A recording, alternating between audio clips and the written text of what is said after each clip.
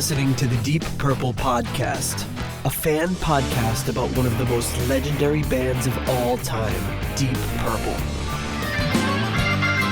We take a look at the music, history, and people behind the band Deep Purple and beyond.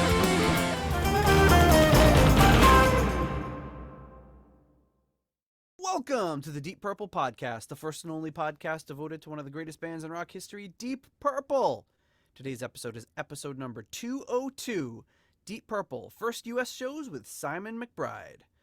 And coming to you from the deep orange suburbs of Chicago, I'm your host, Nathan Beaudry. And coming to you from the suburbs of Providence, I'm your co-host, John Grandma Blouse Matola. And coming to you from Foxborough, Massachusetts, I'm Rich T-boned Shaler. Not to be confused with T-Bone Mathley. T-boned. There's another Shaler. T-bone on the block now. Watch out, Terry. I might have a better claim to it. A more realistic one. All right, well, welcome, gentlemen. It's glad to. It's been so long since we saw each other. You know what? 24 hours. Yeah, Right? It feels like a friggin' week at this point. My God, we all got back to our real lives, and we're just like, just the crushing. No. The crushing devastation of returning to reality. We were all hanging out together about 24 hours ago in wonderful New Brunswick, New Jersey, after seeing 2 Deep Purple shows, and that's obviously why we've convened here to recap those shows for you all. And when you hear this, it'll be I guess a couple of weeks after those shows, and you'll hear our little recap here. So before we I guess we'll get into all of our nicknames as we get into the recap of the show. Well, mine's the only one that's not relevant to it. I'm just wearing a lot of orange today. That's my story. And he's sticking to it, folks. Well, I usually call this outfit Big Orange because it's full orange from head to toe. But I just, as I told Jen when I was coming downstairs, I said I'm gonna go record the show, and I called it Deep Orange rather. So, Do you want to start over and you could be Nate Teabag Beaudry to keep with the theme? I think I'll stick with Deep Orange. Or what was the? That's true. Yeah. What was the other one? Moaning. Which one was it? Moaning Nate, sensually. Nate moaning aggressively Beaudry. No, we won't get into that. But no, the teabag story, which sounds much more illicit than it actually is. We should probably get to it now, just so people aren't scandalized. But no, let's save it till the end. People will have to listen to the end. And then they'll be disappointed or relieved that it's not as bad as it probably relieved. So up front, a few ways you can support our show, all at deeppurplepodcast.com, but you can leave us a 5-star review on Apple Podcasts. You can buy some merch at our Etsy store, which is still limping along. If you want to help support the show that way, you can become a patron on Patreon or on PayPal for as little as $1 a month. Help support the show that way. Shows like this are 100% Patreon supported because that's how we bought our tickets to the shows. So thank you to our wonderful patrons for that. You can also donate using $DPPOD on Cash App or Ko-fi. Coffee. You can buy us a coffee on Ko-fi. And we will not use it for coffee. Maybe we'll buy Rich a coffee because Rich will use it for 3-4 I coffees. certainly will. Maybe I'll get a good one out of the bunch. He's always searching for the elusive good coffee. But speaking of support for the show, coming in at our executive level, we have at the $25 Uncommon Man tier, Ovis Nakvi and Purple Maniac. At the £10 Good Doctor tier, we have Dr. Jill Brees and Dr. Mike Catan. At the Turn It Up to $11 tier, we have Clay Wambacher, Frank Thielgard Mortensen, Alan Ain't Too Proud to Beg, and Mikkel Steen. And at the $10 Someone Came tier, Ryan M., Jeff Bryce, Victor Campos, and Better Call Saul Evans. Thank you so much to all of you for your support of the show. We have other shows at deepdivepodcastnetwork.com. You can check. There's a master feed there, which shows you the latest episode from the network at all times. The latest, I think, 25 episodes will be present on that page, and you can load up other ones. So if you're looking for other shows about other bands, check that site out. All right, so this was When did these shows get announced that these shows were coming? It wasn't too long ago, right? It was maybe November. Yeah, maybe December. November. Yeah. Yeah, so we kind of toyed with it for a few before deciding we were all gonna go, and that's what happened. We had 2 back-to-back shows. You toyed with it. I was just gonna say. I basically said I'm going, and then Rich looked at me and tried said, to "You're get going." you to go, and then John did the well, I got to try. I said, "You're going." Yeah, that's true. Because he's close enough to abduct. And I would just like to say, going forward from now on, when they announce shows and I say I'm going, can we all just agree we're going so we can sit together? I mean, you're going to come around to it. I know you have a lot of things on your plate, and I know you have a lot of planning and a lot of things to consider. But in the end, you're gonna go. So, and I mean, it is such a great time, and we can't deny that we have so much fun there, and it would it would be a lot more fun if we actually got to like sit next to each other and be like, lazy, right, like in each other's face. Oh my God, they're playing Lazy! I don't believe it. Of all the songs. Yes, yeah, it would be good to actually sit next to somebody at a Deep Purple show. Although I did get to sit, well, we'll get to that later, but I did get to sit next to a new friend at a Deep Purple show, which was really cool. But yes, yeah. That being said, I didn't deliberate for very long. I don't move as quickly. I'm not as agile as Rich and the abducted John in making my decision that I'm going to go. So, but happy I was. So we met up. You guys drove over to Philly, and I flew. And we met up on Thursday, the 9th, the day before the show, which was cool.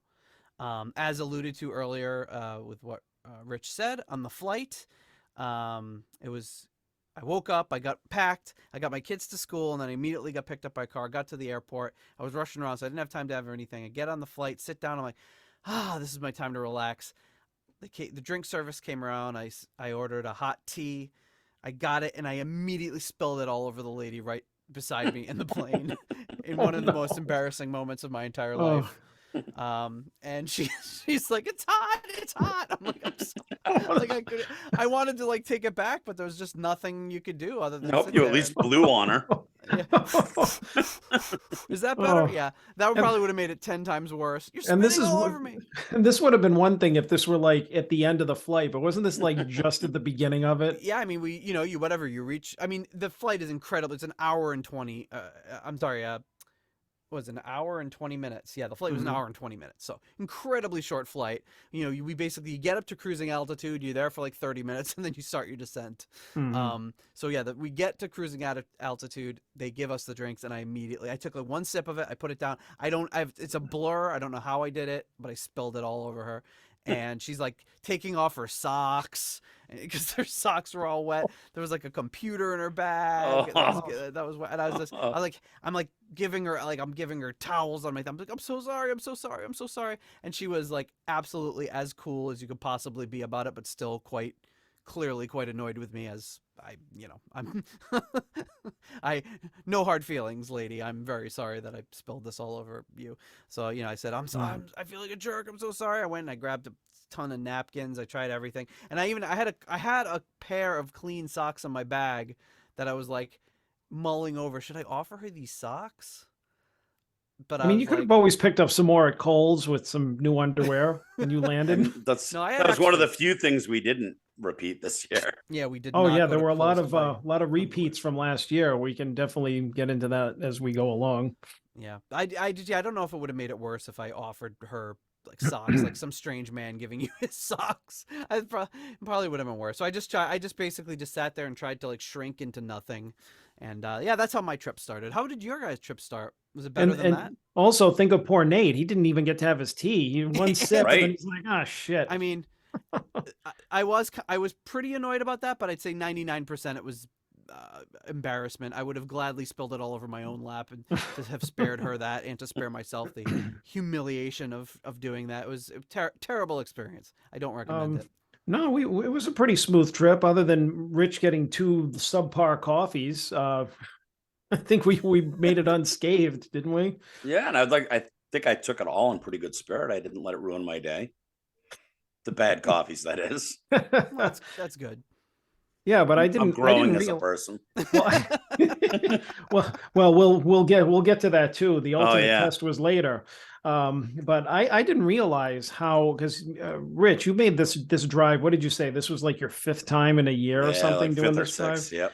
And I'd never just, I mean, I knew that the drive was like, I don't know, 4, 5, 6-ish hours, depending on where you go and traffic and everything. But I didn't realize how like short it really was. Like we got in the car, and before you knew it, we were just there. And I'm like, geez, it's like I got to just come here more often. Just That's your 5th time going to Philly in a year. Yeah. Oh Yep. wow. Oh, no wonder! Yeah. No wonder you knew where everything was. See? Oh yeah, there's a good bar over here, and there's a good thing over here. And I'm like, oh, cool. I didn't even think about it at the time, but that makes sense. Yeah, we got lucky though. We didn't hit any traffic going down. Nope. I mean, No, it was really, great. really the only traffic we hit was that little bit we hit coming out of Philly after we picked you up. But other than that, I didn't. Yeah, I mean, I was at, I That wasn't that bad. I No. determined that Thursday at 11:30 a.m. is probably the best possible time to fly. I got to this is O'Hare Airport, which is what, maybe second busiest airport now in the country. At one point, the busiest one. Walk in, get out of my car, walk in. It was like tumbleweeds. Security was completely empty, not a single soul in the line, to the point where I walked up and I said, "Are you guys open?" And she looked at me like I was an idiot, said, "Yeah." And I was like, "Okay." And I gave her my stuff, and I just put my stuff on the belt. I'm like, where the hell is everybody? It felt really eerie. And then I just went through the line, and that was it. 3 minutes from the Uber to through security. So Did somebody just yell bomb before I got here? Yeah, I know. I got to hire somebody to do that next time. But it was fantastic. So yeah, Thursday, 11:30 a.m. That's the best time to fly in my book. All right. Yeah, so we got to the restaurant. Went to the some monkey. We got to the hotel, checked in, went to some monkey restaurant. What was the name? It was Golden Monkey. yeah, let me take a look, because I had and actually I've gotten into like saving all of my lists of places I go when I'm traveling now, so I can remember.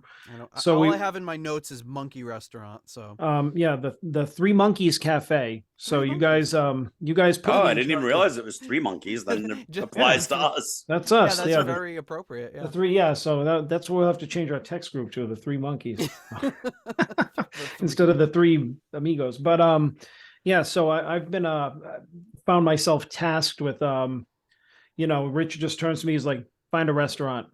So I'm just like, and I mean, I don't know, I feel like I've been hitting it out of the park. There was a place that was pretty close by, and we're like, should we get food first, or should we go to the bar that Rich had suggested first? And Nate's like, all I've had is like half a tea, and we're like, let's get him food.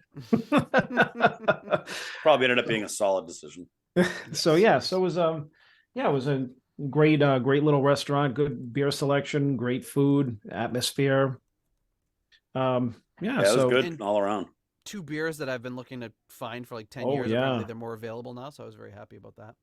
I didn't get the one I wanted, so they're just like, the next available one was like 10% ABV.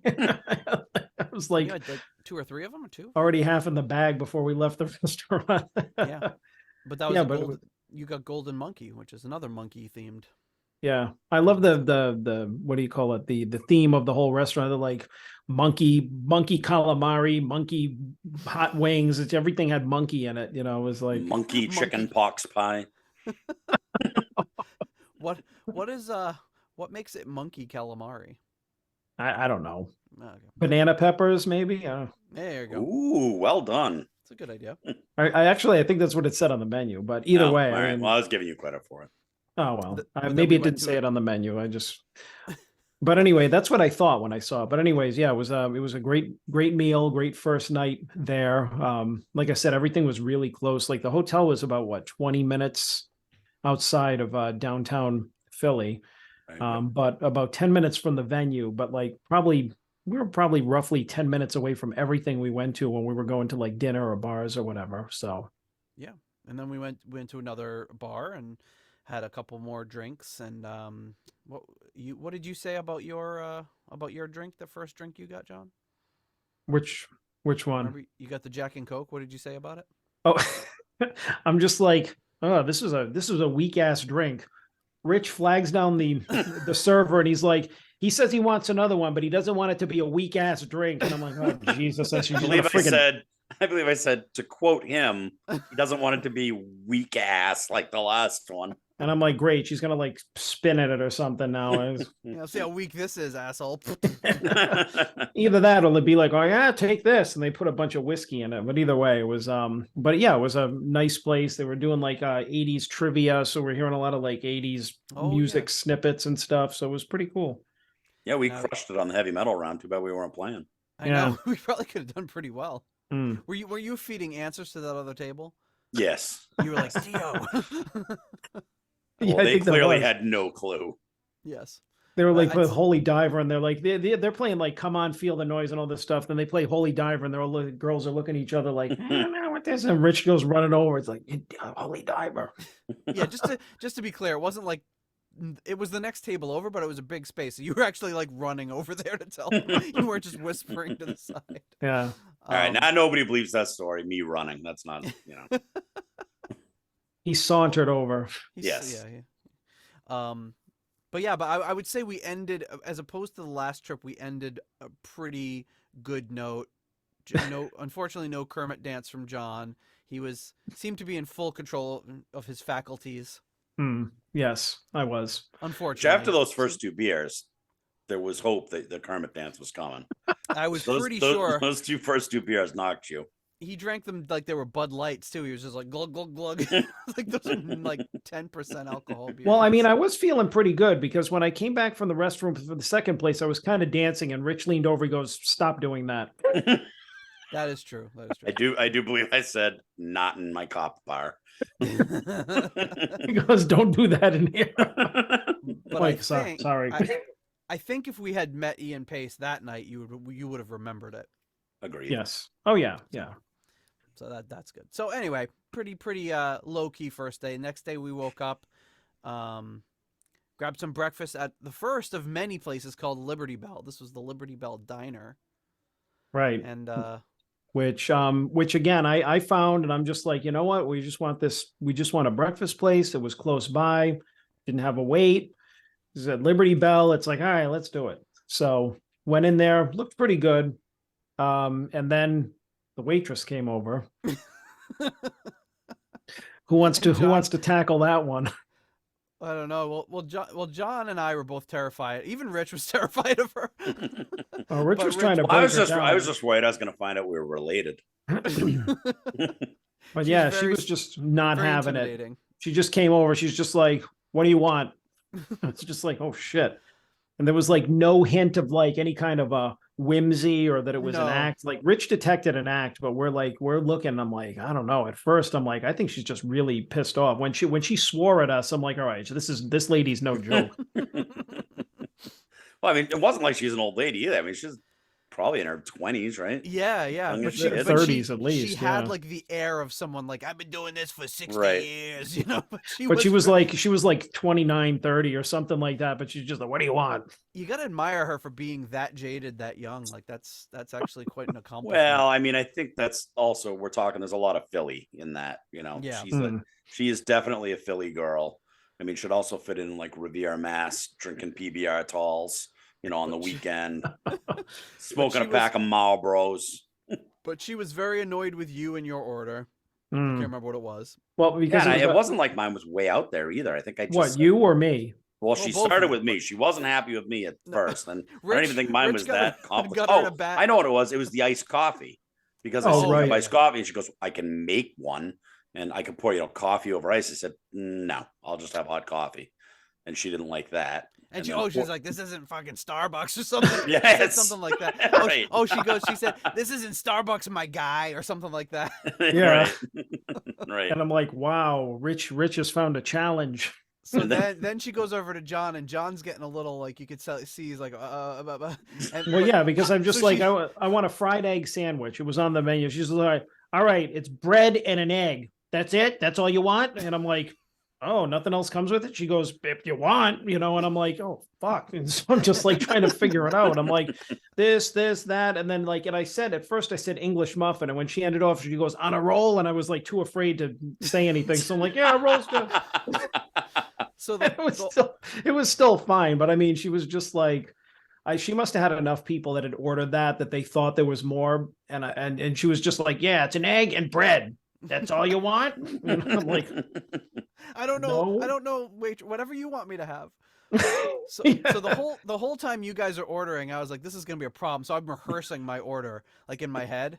So when she You're gets like the to me, I soup was like, Nazi on Seinfeld. so she literally gets to me. I say, and I just hand her my menu. I said, toasted bagel with butter, please. And she's like, writes it down and walks off. I'm the only one who didn't get any shit because I had time to rehearse. But if she got me first, I'm sure I would have like said, could I have a bagel? Whoa, is that it? Just a bagel? And I would have gotten all flustered. And... Small mulligatawny. Yeah, exactly. He was. Nate was just like, step to the side. See you later. Oh my god! But then, right, the table over. So we should mention this is actually John's birthday at this point. The next table over, they come, the whole crew from the whole kitchen and everything come out and sing happy birthday to the next table. And then Rich decides he's going to ask her about singing that for John. Rich decided he's going to throw a rock at the wasp's nest. Yeah.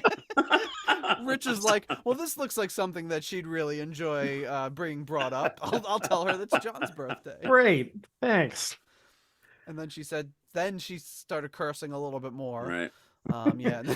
He's like, I'm not singing. Not fucking singing. You'll be breaking glass if I'm singing. You don't want that. Like, yeah, but I do. I really do. And while Rich is saying I do, I'm sitting there shaking my head like, no, it's okay. You don't have to. Yeah, so that was John's birthday morning. Very, very, very wonderful. Getting the shit scared out of me by some Philly waitress. Who was born when you were in college. So the funny thing was, though, is just like we realized, like, when we were done with the meal and everything, like at the end of it, I feel like Rich kind of almost won her over. You were doing your shtick, you were bantering with her a little bit. You could tell that stone face was breaking a little bit, but it was hard. You had to really look for her. But I'm like, Rich almost got I think I got her. And near the end, I felt like she cracked a little bit, like yeah, definitely. Yeah, but we were sitting there for a few minutes and realized, I think we have to pay the check up at the counter, because at this point she hadn't come back for like 5-10 minutes. Right. So you guys got up, and I took a few extra seconds because I was grabbing my jacket and scooting out of the booth. And you guys were already up there. As soon as I left, I turned around and she was like, boom, right over at the table, clearing it off. And it's like, I knew it. She was just like, oh, good, those assholes are gone. I can start clearing the table. She was like, clearly these wimps are from out of town. These idiots ordering their breakfast foods at this diner that serves breakfast. So then we drove into Philly. Mm-hmm. In an attempt to do some record store shopping, which at first we kind of learned about the parking situation. Mixed results. Or was pretty bad. Rich dropped us off and circled the block a few times and picked us up, and we kids, Big Ben, Parliament. Well, we circled a few times in this neighborhood until Rich just realized, like, we ain't finding parking. Why don't you guys just go in? And we're like, are you sure? And he's like, yeah. So we went in. First record store was great because it was, you could have spent all afternoon in there, because it was one of those just rows and rows of just all used. It wasn't a place where there was like new and used, and it was trying to look hipsterish, and there were like, pipes, like smoking accessories and shit and t-shirts. It was just all vintage records. And Nate immediately found like a bunch of Deep Purple related ones. I don't know how he sniffed them out so fast, but are you looking for them? I've got my haul right here. Yeah, you did a pretty good haul, and they had pretty good prices too, considering like that I've been vinyl shopping more in the past couple of years than I have in a while, and these were some pretty good finds. So the ones I got from the Philadelphia Record Exchange, which was the first one place I got Dixie Dregs Free Fall for, was it $5? Yeah. Things like mint condition. I've got Teaser, which was $6. And then Spencer Davis Group with their new face on, previously owned by Juanita Clifford. So if you're listening, Juanita, thank you for this. So some pretty good stuff. A little Ray Fennick on the background, a little Eddie Hardin. Who else we got there? Must be that Rod Evans at the bottom. I don't think he was busy that day. So pretty good. Yeah. Well, Pete York on there. Yeah, but a good store. We checked out a couple more record stores. You guys got some cannolis. Yeah, yeah. Stumbled on a. It was beautiful too. Like I have to clarify that, like, you know, every year around my birthday in New England, for as long as I can remember, like, is the worst weather. It's either like cold, like ice, the black ice, nor'easter, snowstorm, Blizzards. whatever. It was unseasonably warm this year. Like we were walking around, it was almost 60 degrees out, like beautiful weather. So I felt incredibly lucky because we just got to walk around and be outside all day and not be like, oh, let's go to the next place while we're shivering our asses off. So we stopped at the next place and we just were walking around the area and stumbled on this little Italian coffee and dessert place. And we went in and I think that was I think Rich finally got a coffee he was mostly happy with. Yeah, it was good. That was good coffee. Got a couple of cannolis. There you go. So that was good.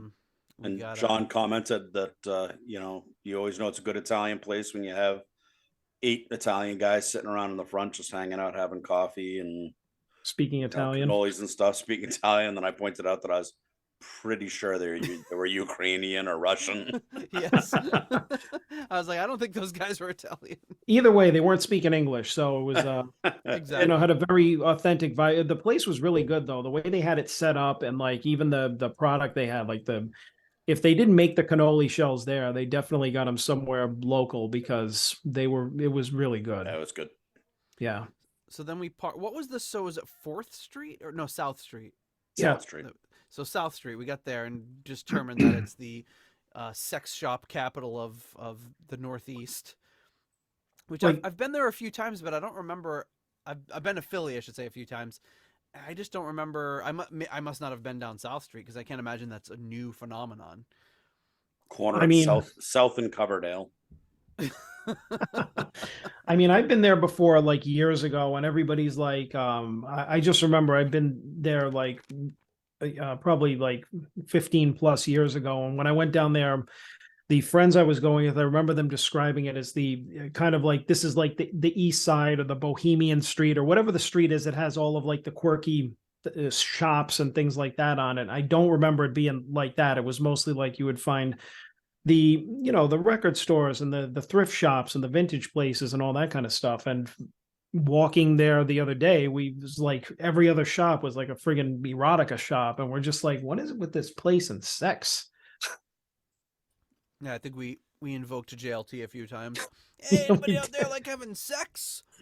Like even though one of the pizza places just had this picture of this busty woman on it, and it's just like pizza. It's like, what is this? Like the sign doesn't match. I think they don't match the. It did. It looked like some like cities will have those ordinances where you have to have your awning has to be a certain color or things have to. It's probably like that. Your business has to have something sexual about it. So it's like there has to be at least one sexual innuendo or some sort of mannequin in the front of your store that's wearing like that fake leather or latex or something. No, yeah, I think you were right when you're just like, this is like the corner of South Street and Coverdale Avenue. Like, because we were like, wasn't there like when we were walking by, there was a sex shop and then there was just an empty storefront, and we're like, hey, somebody could open a business there, like maybe a competing sex shop. A dildo emporium. Like there'd be like dildos in the next door, bigger dildos. Better than that guy's dildos with an arrow pointing next door. But, batteries included. Actually, that's what you should open down there as a battery shop. Battery and hand wipes.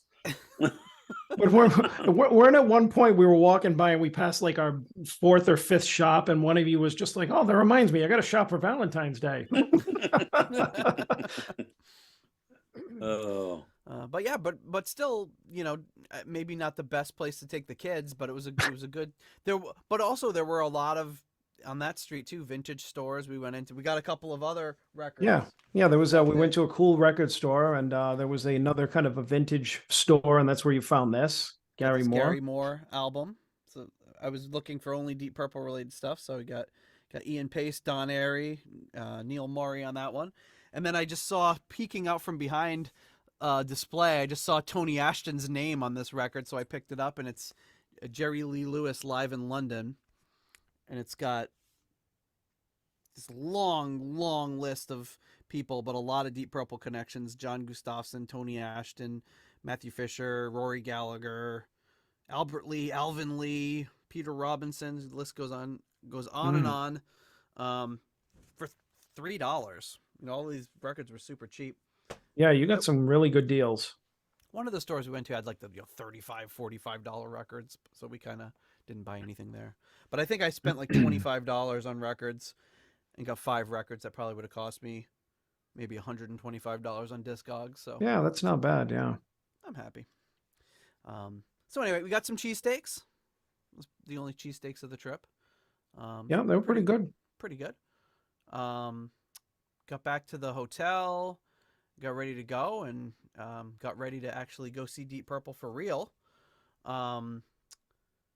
We got some backstage passes, which was pretty cool, waiting for us there. And then we went out to dinner to have a little bite before the show, met up with some of the folks that were coming in from Canada. And at the next table over at dinner, somebody's getting happy birthday sung to them again. I was the only one that wasn't getting it. Yep. Up until that time. It was weird because usually I go out to restaurants. I never hear anybody singing happy birthday at a restaurant anymore. And it happened twice in one day. And at first, like, I saw kind of a cake go by out of the side of my view, and I'm like, did they do something? And then they was happy at the next happy birthday. I'm like, son of a bitch. No cake yet. All day he was looking for cake. What was the name of the restaurant we went to? Chickie and Pete's. Chickie and Pete's. But yeah, you called it Roback and Chickies. we were texting them, and you asked Mark if we could call him Chickie from now on. And he said no. Yeah, he turned us down. But to me, that cinches it. I need to rewind to South Street for a second, because you guys forgot one of the highlights. What's that? Of South Street is when I got my antenna scraped. No, yeah, the parking garage. The parking garage with the lowest ceiling I've ever seen. Like, we all got out and we were like ducking to down, like, yeah. Oh man. Rich as we're driving down. It was just scraping the entire time, circling for because there was one part where it was like a friggin' drop ceiling, like you'd find in like an apartment building. We're like, how low did they make this thing? Like, sort of like, well, that's it. And Rich's truck is not particularly huge. I've seen much taller cars and trucks, so I don't know. I don't know what was going on with that. Yeah, they didn't see. I don't remember them ever having one of those drop down things. Like, you've got to be at least this tall. I'm sure someone's gotten completely jammed in there before. Oh, they had to have. Easy. What if you went in there with like a Dodge Sprinter or a van or something? Well, my antenna didn't hit the little bar that was hanging down, but it immediately hit the ceiling once we got past it. That's not a good design. Anyway. So this was at the Parks Casino. We got there. Quick bite, and then we got into there was no opening act, either show, just Deep Purple, and they were playing in a ballroom the first night that was pretty small. Not how much did they say it sat? Like, I'm not sure. I would guess right around 3,000 maybe. Yeah, because I think, didn't you kind of like take a count and like of the rows and kind of guesstimate? Yeah. So I mean, it was really like when I first walked in, I was like, "This is fantastic," because the room was like, it was a lot smaller than I expected. It wasn't tiny, but I mean, it was definitely an intimate space. And I'm like, I love seeing bands in smaller venues like that. And even better is that when Rich brought us up to our seats, we were like third row, right on the end. So right in front of Roger. Directly in front of Roger. Yeah, that was awesome. Roger's side of the stage. So they couldn't have been better seats. Front row, but they were, we were close up. So it was really nice. Yeah, I'd say, and like all my pictures from the show were like super, like I barely had to zoom in at all, because I mean I was a few, you guys just were a few rows row. back. I was like 7th row, so I was a few rows behind you, but it was great. It was absolutely great, and I got to sit with I sat right next to Nick, who's a real character, who runs the Highway Star Net website, which is really cool. So I got to kind of like be a fanboy with him for a little while before I was like, oh, I've been, checking out your site since whatever 1993, and just telling him how great it was. It's great to see those guys for me because Jim and Nick, I've been friends with them since the mid 90s. Wow. Like going back to the early internet, and then obviously I met them the first time at the Royal Albert Hall shows on my honeymoon. Got to know them a little bit there, and our friendship's just grown over the years. They've come down for some shows, Blackmore's night shows, Deep Purple shows. I've gone up there to see some Deep Purple shows, and we always make sure we get together for a beer, a meal, or to hang out. And so it was really nice to see those guys again. And Pete, Jim's friend, who I had met a few years back, came down with me again. It was great seeing him again. So it just makes it more fun. And, we've talked about this before, and I said it, when we were together. My toast to you guys was, think about this band that has brought what it's brought into your life, not just the music, the good music, but if you think about, you guys, obviously your podcast, but the amount of good friends and good people it's brought into my life, and opportunities to do things and meet people and see things I probably wouldn't have seen is just amazing to me. I mean, it's such a gift, I mean, you two, I never would have met you. We lived close. We grew up close to each other. You guys grew up close to where I was living, and we never met, and we never would have met had it not been for this show. The show wouldn't exist if it wasn't for that band. And, same thing with Nick and Jim and all my friends and all the other parts of the world. And, we'll get to them later, but Amit, I mean, just all great people that are in my life that I consider, great friends and, great acquaintances. It's pretty amazing. I agree. Like, people from all over the world and all over the country.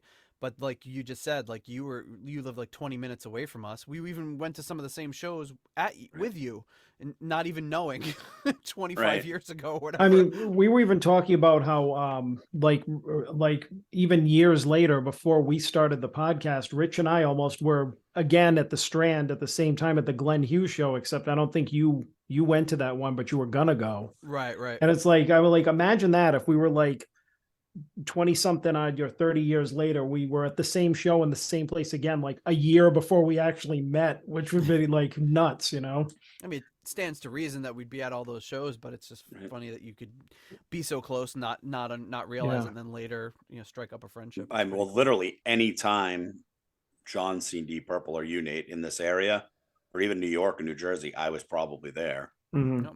Makes sense. But pretty amazing stuff. So, you spotted, John actually, I think, first spotted somebody in the crowd before the show started, right? Yes, he did. So John, go ahead. I'll let you do it, Sean. So my outfit of choice for the night was a black and white polka dotted blouse. No, it was a button up shirt. Blouse. Black leather jacket. And so a couple of rows or whatever in front of us, I saw this older woman, and she was wearing a black shirt with white polka dots, or a blouse as well. And so Rich wasn't looking, and so I'm like, I know he's going to see this. So I turned to him and I'm like, look, before you say anything, I said, I know I'm wearing the same blouse as that lady. Like, he turned around, he goes, oh yeah, we should get a picture of you guys together. And I'm like, oh geez. And so she had, at that point, she had like turned around and started walking away, probably to go to the restroom or get a drink or something. And Rich tried to snap a picture of her when she was walking, but it blurred because it was kind of dark. And then I said something like, I said, oh, well, knowing you, Rich, I said, when she comes back, you'll probably ask her to pose for a picture with me. I said, probably. How about definitely? And so when she came back, he goes, excuse me, would you mind posing with my friend? You guys have the same fashion sense or something like that. Oh my God. And so, yeah, so Rich snapped a couple of pictures, which Nate is putting up on the, there's the picture right there. You can see it on the YouTube, or I guess I'll put it in the show notes. John, an unidentified Deep Purple fan. And she wished you a happy birthday. Yes. Yeah, he's like, hey, it's his birthday. Would you take a picture with him? You guys are wearing the same blouse or something. I can't remember. So she was a great sport. But yeah, no, she thought it was great. Yeah, so we snapped a couple of pics and then went about our business, and so that was stuff. better than an opening act for me. that was the opening act. The John comedy show. Mm. But yeah, so then obviously the show. So they went on, and not a ton of surprises in the set list. As you know, I guess you could, if you've been looking at any of the stuff they've been playing, a few things that they haven't played in a little bit, so that was pretty cool, but overall nothing earth shattering. But they kicked it open with Highway Star, and right off the bat, what did you guys, I don't know if you want to go song by song, or what did you guys think of the opening? I mean, I love that song anyway, and I think it's a great opener. Mm-hmm. I do wish they'd mix it up a little bit here and there. You know, it was fun when they had taken it out of the opening slot and moved it, you know, to the encore and moved it around a little bit. But great opener. But what I was immediately struck by was Simon McBride's guitar tone.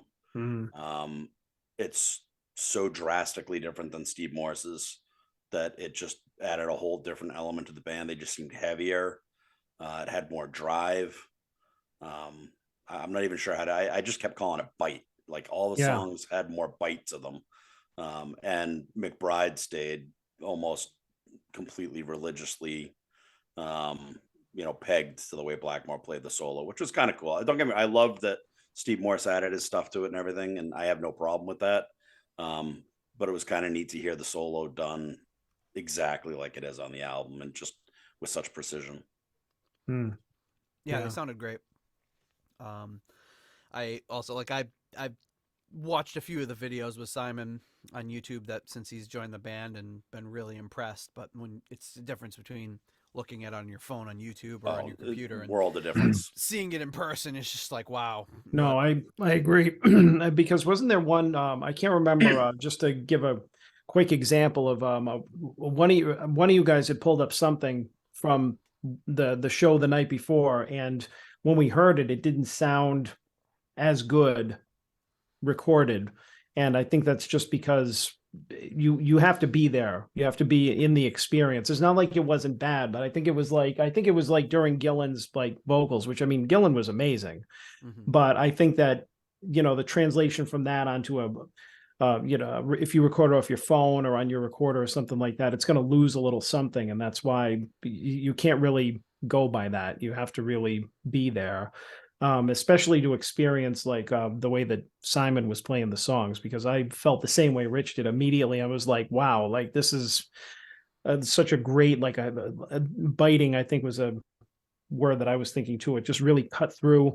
He was really, really probably, I thought, one of the most precision players that they had, and stayed really faithful to the original solos while, not throwing in a ton of modern twists or anything, but you could tell that he was honoring like the way that the solos should be played, but also putting his own spin on it, which isn't really drastically different, which, I appreciated, because you're not going there to hear somebody mess around with these songs. So, and I also felt like he was mixing it up between the nights. I mean, even though he played some of them a little bit the same, I think it was Pictures of Home. I felt like he did a completely different solo the second night than he did the first night. I think so. Yeah. So, I mean, which is odd. That's back to the original spirit of Deep Purple, is to change things around a little bit. Yeah, but Simon threw in a lot of stuff on Pictures of Home that was really interesting. I think he's got like this really good like bluesiness to his playing, but they could have gone with any one of a million shredders, but he can really play, but he's not like a generic shredder, which is awesome. He's somebody who's got some really, really great style and technique. I think it was you, Rich, that was saying it reminded you a lot of Gary Moore. Yeah, very much. And I know he's a fan, so it makes sense, obviously. Sure. But I was a huge Gary Moore fan in the 80s. And I mean, I still love him, and I could hear a lot of that type of playing. In fact, I played some for John on our way back, and you can hear, the fast pentatonic where he'll do the but then he breaks off into the like a and don't even know what you call that, a guitar gliss. Is what I call it. It's called I think that's the technical term. But I mean, there were even a couple of times very sparingly. He was doing some tapping, some of those techniques, but it was so minimal that you didn't even notice it. Like he broke that kind of stuff out sparingly. So it's like I wouldn't even call him a shredder. He's just a really good player, and he busted out a couple of those techniques, but like not a lot. He was like really just stayed true to that kind of like bluesy rock guitar player. And seeing is that he's around a couple of years younger than we are. It's from the same generation. So I mean, I feel like we can kind of relate to that, maybe what his influences are, which I don't know them offhand, but I mean, I just think that he was really tasteful in his playing. Yeah, for sure. And it made him fit in really well with the band. I mean, I didn't hear anybody say anything different. Like whenever we were talking to anybody, everybody was saying the same thing. Yeah, I mean, that's the key thing is he fits so well in that band. And I do remember, even when Steve Morse was first in the band, and I had talked to Roger a little while after that about it, and he did say that the one thing that the band had kind of pushed Steve Morse a little bit on was to get a heavier sound out of his guitar. That they kind of missed that Strat and Marshall sound, that the bite that we're talking about. Because at the time, I forget what Steve was using for amps. It might have been Marshalls, or they asked me to use the Marshalls, and then he changed over to the Angle, and they were kind of happy because it added a little heavier tone to it. But so they must have been thrilled when Simon plugged in, and he's using the Angles, obviously. And I think the only thing I saw him using was Paul Reed Smith for guitars, right? Yeah, I think he's and we can get into it later, but that's what Don said with how he met. Don is the one who met him, and he met him at a PRS. What did he say? It was a shop or he knew the rep or something, and the guy suggested that he just heard Simon playing in the background. I was like, oh, we should play or something, and then that's how he hooked up with Simon in the first place, which is he said he had that charity gig he does every year for his hometown. Yep. Don does, and he needed a guitar player, and Simon came down, and when he heard him, he's like, yeah, I'll have you in my band. Talk about a lucky break.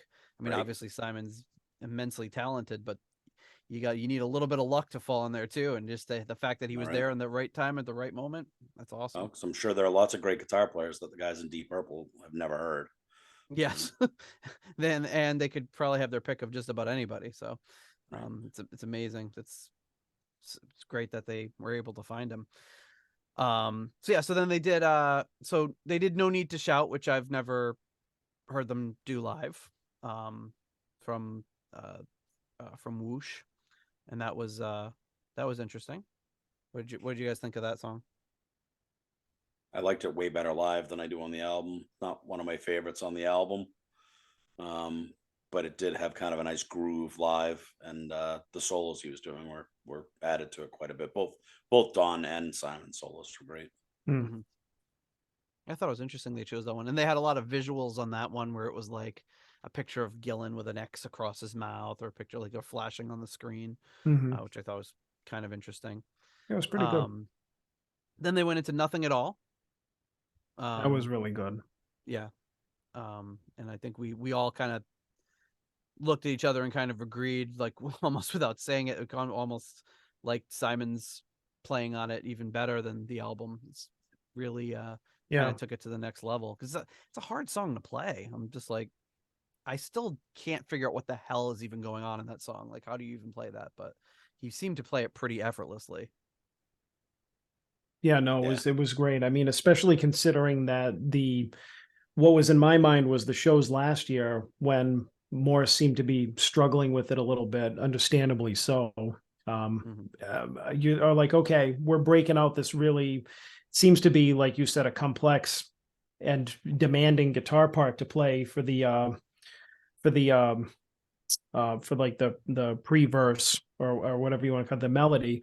And I don't know, I was just thinking like, I feel like after hearing a couple of songs, Simon's gonna nail this, and he did. It sounded great. And it was great because that's a song that I think we all agree on, that we we love hearing from the album. And so to hear it done so well, it was just it was a real treat. Yeah, I mean, and Don's keys on it too, or just to watch him actually play it. And I liked watching Pacey and Glover and Simon too, but especially Pacey and Glover just looking at each other and locking into each other and almost feeling like it's going off the rails on a couple of those changes and a couple of the accents, you know, and them looking at each other and almost like, you know, Roger lifting the neck of the bass up like, here it comes, or is this it? But yeah, it was excellent. I agree. Yeah, Simon, he played it with such ease, and like, you know, like we said, you know, we know Steve had some wrist issues and some carpal tunnel stuff going on, and so he had to change his way of playing, and I don't think it lent itself to that riff. I mean, that's such a fluid riff, so it's one thing to sit down and record it and nail it. It's another thing to have to do it live every night.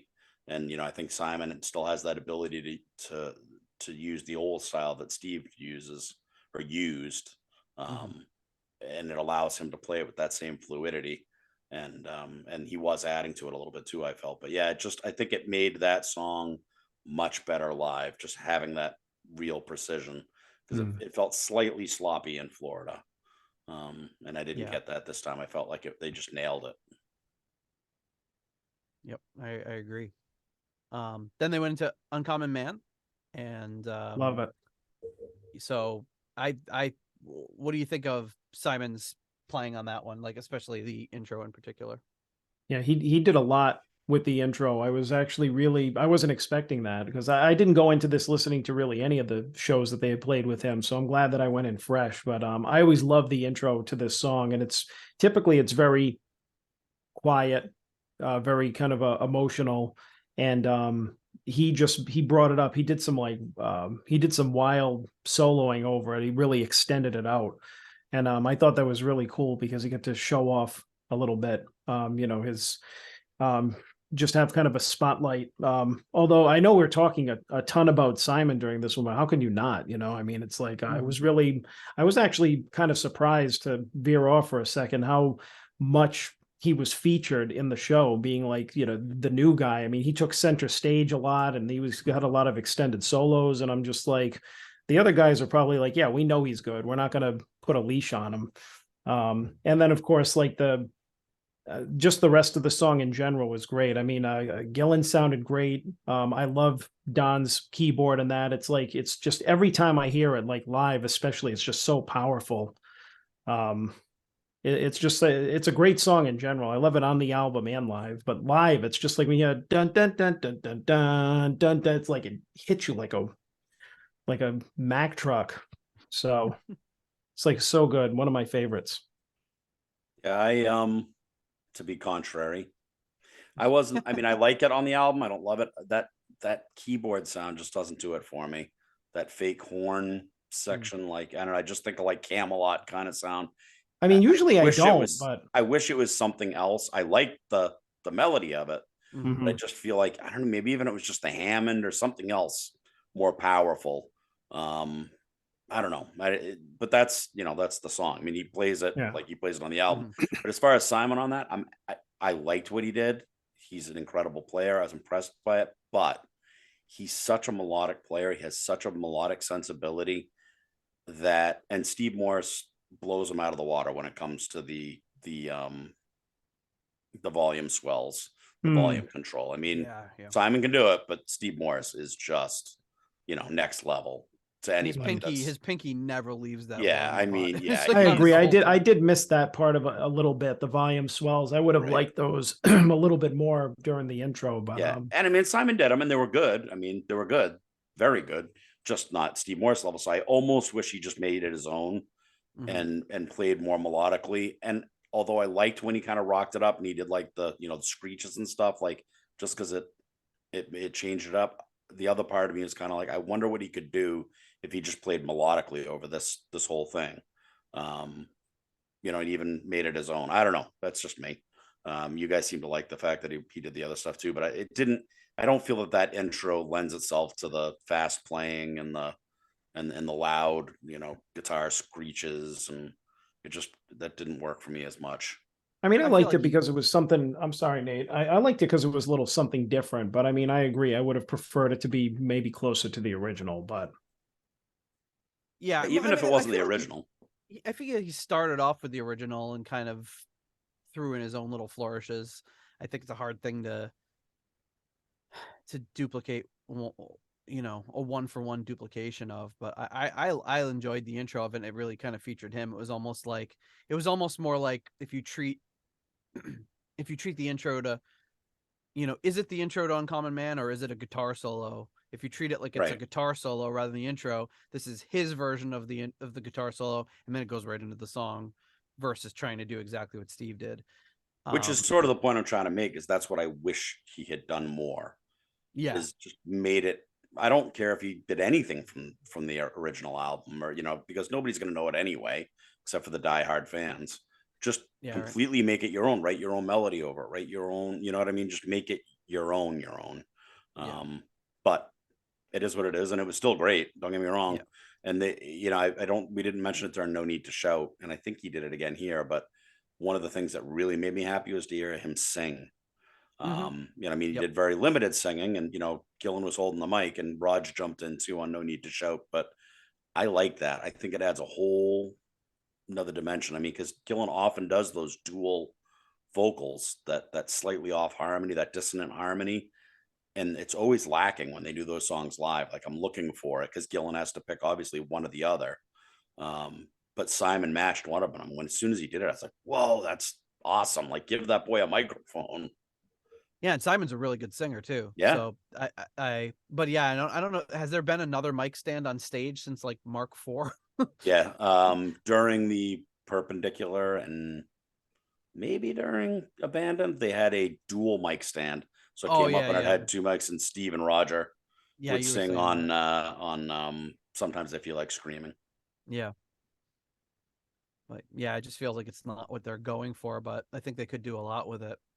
No, I know it's not there, and I'm sure there's some unwritten rule, like, yeah, Gillan's the singer in the band, because he might not want to have that same, you know, thing like Coverdale has, where he doesn't want anybody to think somebody's covering his vocals, or, you know, singing high notes for him, or, you know what I mean?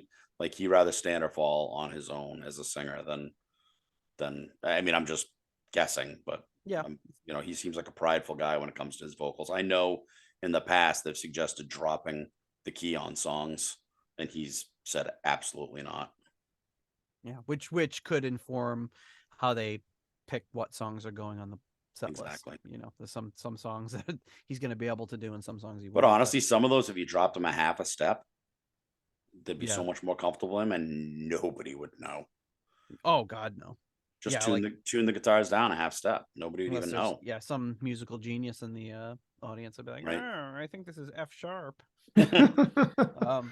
Shut up, Nate. Somebody with perfect pitch. Definitely not me. But yeah, you know, I guess we'll cover it more when we get to Now What. But I agree with you on that keyboard tone. It's always been a little grating to me. Like, it just kind of like stands out a little bit to be a little bit. It sounds like, you know, that fanfare. It kind of reminds me of the Princess Bride soundtrack where Mark Knopfler did everything with like all the horns on the keys. Like, it sounds like that kind of sound. And like you said, it's a great I don't know, melody is the right word for it, but hook, riff, whatever. Yeah, it's a good. I like the music of it, and I guess I've grown over time to just. But I can remember the first time I hear it being like, "Ooh, it's a little," you know, you expect to. I mean, you know, I mean, typically, I mean, I don't like that. Like Rich said, the fake keyboard horns type of sound, but for some reason, like in my opinion, on this song, it works, and I like it. And it's like, I don't know, it's just for something about it. Like, if you said any other song, I'd be like, oh, it's cheesy, but it, for some reason, it does it for me on this song, like you know, start to finish, especially like if you just go with the album version. I really sometimes love it. I mean, I know, Nate, I've heard you say it before, like sometimes just the wrong patch or the wrong sound on a keyboard can really, like, I always felt that way about Mystery with Dio. Mystery. Hate that keyboard sound. Like the song, like the riff, but the sound just ruins it for me. Yeah, I know what you mean. Yeah, that can't happen. Sorry, Don. We love you though. Then so they did Uncommon Man, then they went into Lazy. We had an extended extended. He did that's when he did his extended keyboard, his first keyboard solo, I guess. Right. Was going into Lazy. And he included a little snippet of Remission Impossible. Yes. In that he did it both nights, but it was more detectable the first night. You know what? I wish they would just do that. What a great intro into another song that would be. To do Remission Possible into just to do into it into whatever song they want to do it into. Yeah, that would be cool. So he did his so we've seen the last time we saw him, he did the thing where he hits the key and he holds it and he scratches his head with one hand, and then he has the sustain going, and then he's scratching his head with both hands and the sound is still ringing out. He took it to the next level this time, and after he was scratching his head with two hands, someone came over, like a waitress came over with a bottle of wine in a glass and poured him a glass of wine, and he drank the wine while the note was still going.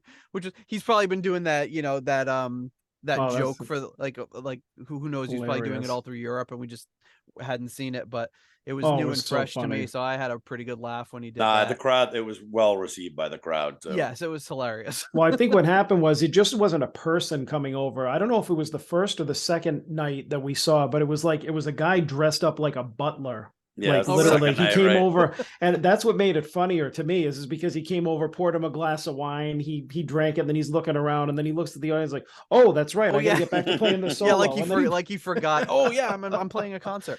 That was a great little. The second night, I was like all the way to the right side of the guy came from the right side, so I could barely see it the second night. The second night, you had like a vest on, and he had the towel over his arm and everything. Yeah, that was great. That was great. It was so funny.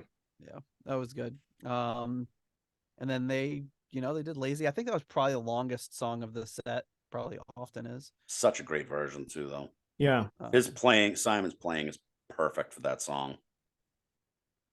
Yep. Yeah, I'll agree. I mean, I haven't really been. We didn't really even listen to much Deep Purple, like during the trip, like in the car or like whenever we listened to music. But the Machine Head version came on at some point. I don't know if I had a playlist or something like that, and there was just a snippet of it. And after hearing the live versions, I was like, "Wow, the original version sounds so tame compared to the live versions." Now, I never thought that in my life. And it's and I think because a lot of these songs were like I feel like they were sped up a lot, and of course seeing it live, it's going to be a lot more loud than the original album version. But these live versions were like fantastic. Yeah, I think it's the difference between on the Machine Head version, Ian Paice had probably played it like 9 times, and now he's played it like 9,000 times. Yeah, they've got and I noticed they threw in a few little like flourishes and like where they are like little hits where they all did like an offbeat like bang or something, where I had never seen them do that in Lazy before. So probably through the course of playing, they've found these new areas where they're going to just highlight a certain note or something. Just those little tiny things they throw in from just having played it together so many times. Gillan's harmonica playing seemed to have gotten slightly better too. Yeah, I felt like he was just more fluid and more fun, and he probably riffing a little bit more, and all the press he's getting for being the harmonica player on Wikipedia for Deep Purple. Right, it's built his confidence. So when finally getting recognized, it finally paid off. Well, you know how they said that you said that you would search for Ian Gillan. It's like Ian Gillan, a harmonica. I searched for Simon McBride. Same thing. It said singer. Like that's it, singer. He's the singer in Deep. Oh, he did sing a little bit. No, but they just put singer, and there was like all these like kind of a what do you call it, a mix of like the images that come up all with him just playing guitar, and they're like Simon McBride, singer. It's like you can tell from these pictures. What the? But so then they did When a Blind Man Cries. Rich, what did you think? Might have been the best version of that song I've ever heard. I'm just trying to decide whether it was the first night or the second night that was the best, but I was just blown away. I love the way they're doing it now. I mean, I've always liked it. I know John was not a big fan, but I think this won him over. But the way they played it, with Don doing it mostly on piano, but Simon's playing on this and Gillan singing, was just unreal. I know Jim told me, I made that comment to Jim, and Jim said, when they did it. One of the shows he was in Europe. He's like, there wasn't a dry eye in the place. I mean, people were just floored by it. One of the recent ones in Europe. Yep. And I just read a review from the show, which was basically looked like a sixth grader wrote it. Although at least he got most of the facts right, which is pretty rare to get all the most of the facts right. Yep. But he said that was one of the highlights of the show, that it was very well received. That was great, very emotional. Yeah. And John slowly being worn down on that song. Oh, I mean, we're not talking that I have like war horse levels of dislike for it. I was just like, this song never really did it for me, right? And then you've always thought it was okay, but you were never crazy about it. Right. And I mean, now I hear it, and especially the version the other night, the whole band playing this song, I was like, it was really enjoyable. But the thing that really won me over, and I told you guys the other night, was like that last note that Gillan hit. And we haven't been talking about him a lot. First of all, he's still sounding incredible. But I want to say between the two nights, like the first night was the one that really got me, because he kind of like went down and he held that note at the very end before the final feels it from his soul. Right. And I mean his voice didn't waver, didn't crack, like you didn't hear anything. It was just like, I mean, what a great moment. And that's the one that won me over. I was just like, yep. Yeah. What a great version of the song. I think the only thing, it definitely seemed like he was struggling a little the first night vocally, and then second night he didn't seem to be at all. Well, a little bit. I mean, he had like paused, like he had like held the microphone away, and he'd like coughed a couple of times, like missed a line here or there. But I mean, but then the second night he didn't do it at all. Like he was completely fine the second night. It seemed like he had like a tickle in his throat the first night or something. Yeah, even so, probably just the first night of the tour and getting his voice back. Could be. It definitely seemed warmed up. So yeah, then they went into Anya, and fantastic. He did a nice little intro for that, and I think I noticed a lot of people, particularly the second night, but in the first night too, when they started playing that, people were like, wow, like really shocked to be hearing that one, which I remember having a similar reaction when I saw somebody posting, oh, they're doing Anya again. But so I kind of knew it was coming, but if I hadn't been expecting it, I think I would have been pretty surprised too.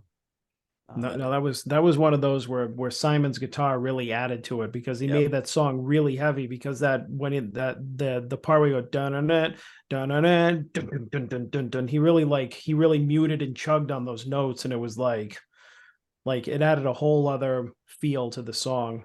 They also played it at a faster clip. Yeah. And I said that to Dawn. I said, that I really felt that it sounded heavier, had more bite to it, and he was 100% in agreement. And I said, and I think you guys are doing it slightly faster, and it worked better at that speed. And he said they were doing it a little bit faster. And I don't know, there was he was like, we're just trying to keep up with Simon or something like that. Something like that. Yeah, I mean, it's just I agree that guitar tone made all the difference in that song. And that, I don't want anybody to take any of this as a knock on Steve Morse, or comparing Morse and him or Blackmore. They're just different guitar players. There are things that Steve Morse does better, the things that Simon McBride's going to be doing better. But I know that there are a lot of people who missed that element of Deep Purple, that heaviness, that harder guitar edge, who I think are going to be very happy to hear some of this. And that's a song that I just don't think that when Steve did it, he got that part of it. Like he was being Steve Morse, doing like adding the flourishes and the that may have detracted on the heaviness of that song. And same thing when they did Knocking at Your Back Door. It just never seemed to really work with Steve Morse. And they said it themselves. They don't even like that song. They don't like to play it. But they said it didn't really work with Steve. And that's why they tended to shy away from it, except for in the United States. And if you go back and you listen to Blackmore play it live, and then you listen, you go, yeah, all right, yeah, there is a big difference. But I will say this: I'd love to hear him try it with Simon now.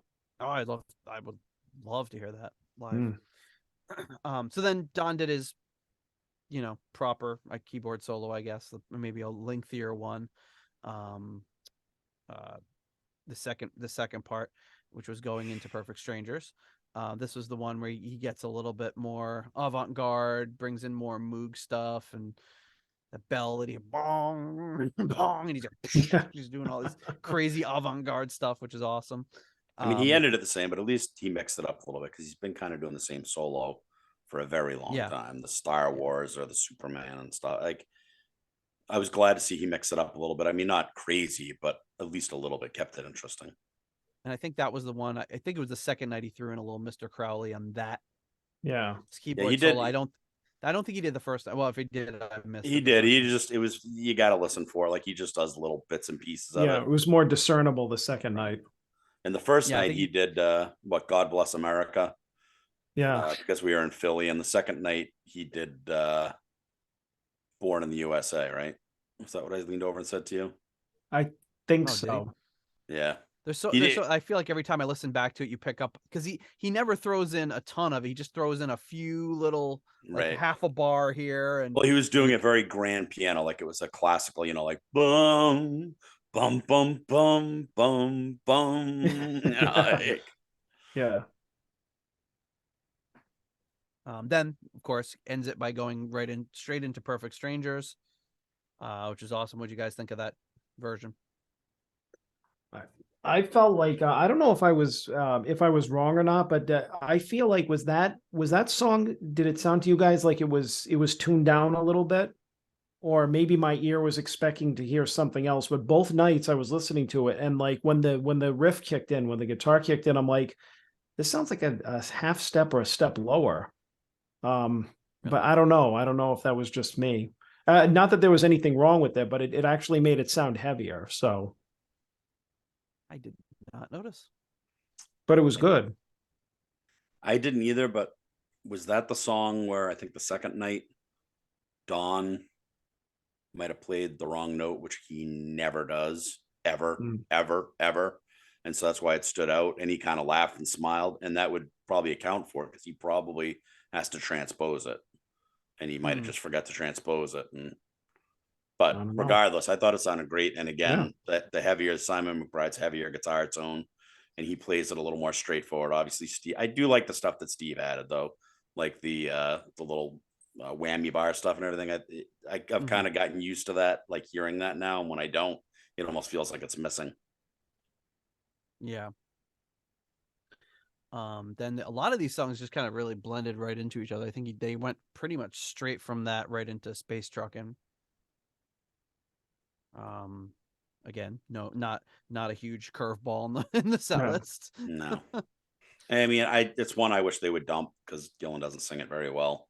It's probably the weakest song for him. He had to modify his vocals for a lot of it. Yeah, and I think it was the second night he warmed up. He was like, "We're gonna do Spain." He just held it for so long. Hey, I didn't get any of that. It all cut out, so I hope it stays that way, because I just saw you lean back with your mouth open. I'm like, I don't remember Gillan doing that. Because my Zoom Zoom reset it reset that one thing. So yeah. So yeah, that was to come out to that one's pretty good, but yeah, they could switch that out for something else. Go ahead, John. I mean, the song is good, but it's just like I can't get into the way that Gillan modifies the vocals before the kind of before the breakdown, which they don't really do the breakdown the way they used to. It's just I feel like they changed it too much. It's kind of a little bit of a stale point in the set. Like they could probably swap that out for something else. Yeah. I mean, I understand why they still do it, because the crowd did go nuts for it. I mean, so that's why they're still doing it. But they have t-shirts that say it. Exactly. Maybe just do the beginning of it, in the first verse or something, the first chorus, and then go into something else from it, make it a part of a medley or something. Yeah. It would also be a way to touch on more of the songs they don't get to touch on if they did that. Yeah. Yeah, that is true.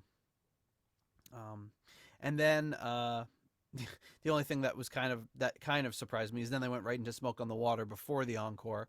So I was like, I mean, it's not a surprise that they're playing Smoke on the Water, but it was a surprise that they would play it pre-encore. Well, I think that's what they've been playing it for a long time. The last song before the encore. Is it? I thought they did it in the encore before. I mean, I'm sure they have done it as the encore before, but usually, I mean, for a long time now, they've been doing Smoke on the Water. They leave the stage and then come back and Hush and whatever, Black Knight or Hush and, whatever else they decide to play. I'm probably not paying attention then, because I thought, oh yeah, I guess you're real. Yeah, they always do like, I thought they were doing. I thought that when we saw them in Florida, they did Smoke on the Water and then Hush to end it, but maybe it was. Maybe no, they did Smoke on the Water. They came back and they did the medley there from from Turning to Crime and then Hush, right, or Hush and that whatever. But anyway, they did Smoke on the Water. A little technical difficulty partway through, but the crew was incredible. Like within Simon's guitar like cut out, and they had him like a new guitar, and I don't even know what they did, but they got him a new something, and within like 5 seconds he was back up and running. So yeah, like during the opening riff, which is like, yikes. But yeah, it was almost seamless. Yeah. Yeah, they did, and I think Don just really immediately clued in and just started doing it on the keys, and I mean, you could. It was not super noticeable. That's another little thing, and I mean, Morse hasn't done it for a long time, but for a while, I want to say the Bananas tour, maybe the Abandoned tour. He used to do a thing they called the Guitar Parade every night, and he would play like a riff from a Zeppelin song, and then do like Scratch Down the Neck like it was changing the radio station, and then it play like a little bit of Cream, and then you go down, and then sometimes they'd end with Stairway to Heaven, with them all playing like from the solo on. I mean, it was just kind of neat to hear Deep Purple do that, and go through the riffs, and Morse can just do it with such ease, and and he'd pick something that was applicable. Like I think the night George Harrison, or the day after George Harrison died, I saw them, and he did a bunch of Here Comes the Sun and a little bit of While My Guitar Gently Weeps, and so anyway. Yeah, I know they will generally they used to throw in whatever city they were in. Like they threw in a Chicago song when I went to go see them, and the next night they did something else. Like there was always something that they were throwing in there to kind of represent the area, which was kind of cool. So yeah, did Smoke on the Water. Simon stayed pretty true to the solos on that one, I thought. Did the response from the audience. Then encore was, they started with Hush. But Hush, they kind of, I don't want to say they changed it up, but it was very interesting because while the main song in itself wasn't too crazy, at the end there was a really cool interplay between Don and Simon. Yeah, they kind of went back to the Speed King duels that Steve Morse and John Lord would do, or Ritchie and John would do. But it was nice to hear though the old style duel back and forth. Yeah. And that at that point on the first night, like everybody started rushing the stage, and like they were like, when Hush came on, everybody was dancing and all that kind of stuff. And I think Rich and I were just like, yeah, what the hell is like security going to do? Like the three, like, secure library security guards going to do? Like nothing. So everybody was at the edge of the stage, just first bunch of rows, just dancing and having a good time. And I really enjoyed Hush. I mean, I've heard Hush we've all heard it about a million times. And it isn't even like the version of the band that did it, except for Ian Paice. But man, they were like, it would, the energy of that and the interplay during the breakdown was just like, it was fantastic. It was great for one of the encores. Yeah.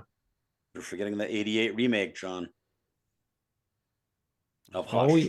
Oh yeah. I didn't say it was good. They did it. Yeah, but they weren't the original. And Connecticut was there. And Connecticut. But yeah, I mean, they didn't originally do it. So I mean, for me, it was always like the Mark II or whoever doing Hush, or anybody else doing Hush, was always just kind of like, eh. But I think it's Ian Gillan's justification in his mind as to why he will do that one, even though he wasn't in the band for that one. Is that, well, we did record it, at least we did do a recorded version of it. Yeah, they kind of made it their own. Sounds weird to say, but even though it's not their own. Don't you have to thank the patrons at some point? Yeah, I'm getting to it. All right. No, I didn't want to be that guy, We'll thank them all at the end. I figure we wrap up this first show here, but then Roger did his bass solo, which was awesome. Did a really nice job on that. Of course. Always fun.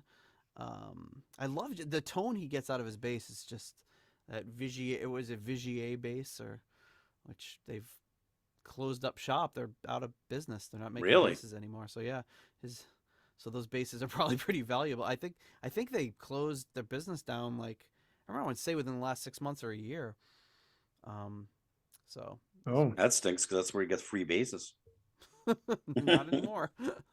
But I think he probably has enough to last him. But they're pretty cool basses, and I've never seen anybody play them before he started playing them, and probably since. But they're really got a great sound to them. Yeah, doesn't he have like 6 volume knobs on it, something like that? A lot of knobs. I saw like a rig rundown where he was showing like his one pedal that he uses and all the different like the setup and showing his bass. It's pretty interesting. Then they closed it out with Black Knight, which we don't generally. They don't play as much in the U.S. as they do in the U.K. because it was the Europe, I should say, because it was a much bigger hit there. But what'd you guys think of Black Knight? It's not one of my favorite songs. I mean, I've heard it a million times, but still cool that they played it. I mean, obviously it went over pretty well too. I think what people who pay attention to such things underestimate sometimes is how much of an impact that reunion tour had in the United States. I mean, the Perfect Strangers album and that tour was massive. I think only Bruce Springsteen sold more tickets that year. And that was the Born in the USA tour. So put it into perspective. I mean, they were huge from that tour, and that was the encore on that tour. Wow. One of the encores on that tour. So I think that people still think about that and like singing the riff along with them and that kind of thing. So I think that's why it still goes over well in the United States. Yep, absolutely.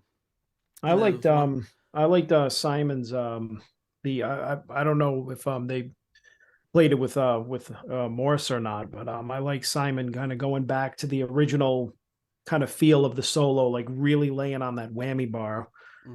Just being really technical with it. Like, that Ritchie in the original versions, like he probably grabbed it and just like went all over the place. But I mean, he just kind of hit that note and held the back of the neck. And then it looked like he was just kind of feathering the whammy bar with his finger, like, and it was like very reminiscent of the original solo, which I appreciated. I thought it was cool that he kind of tried to go back to that kind of chaotic sound of it.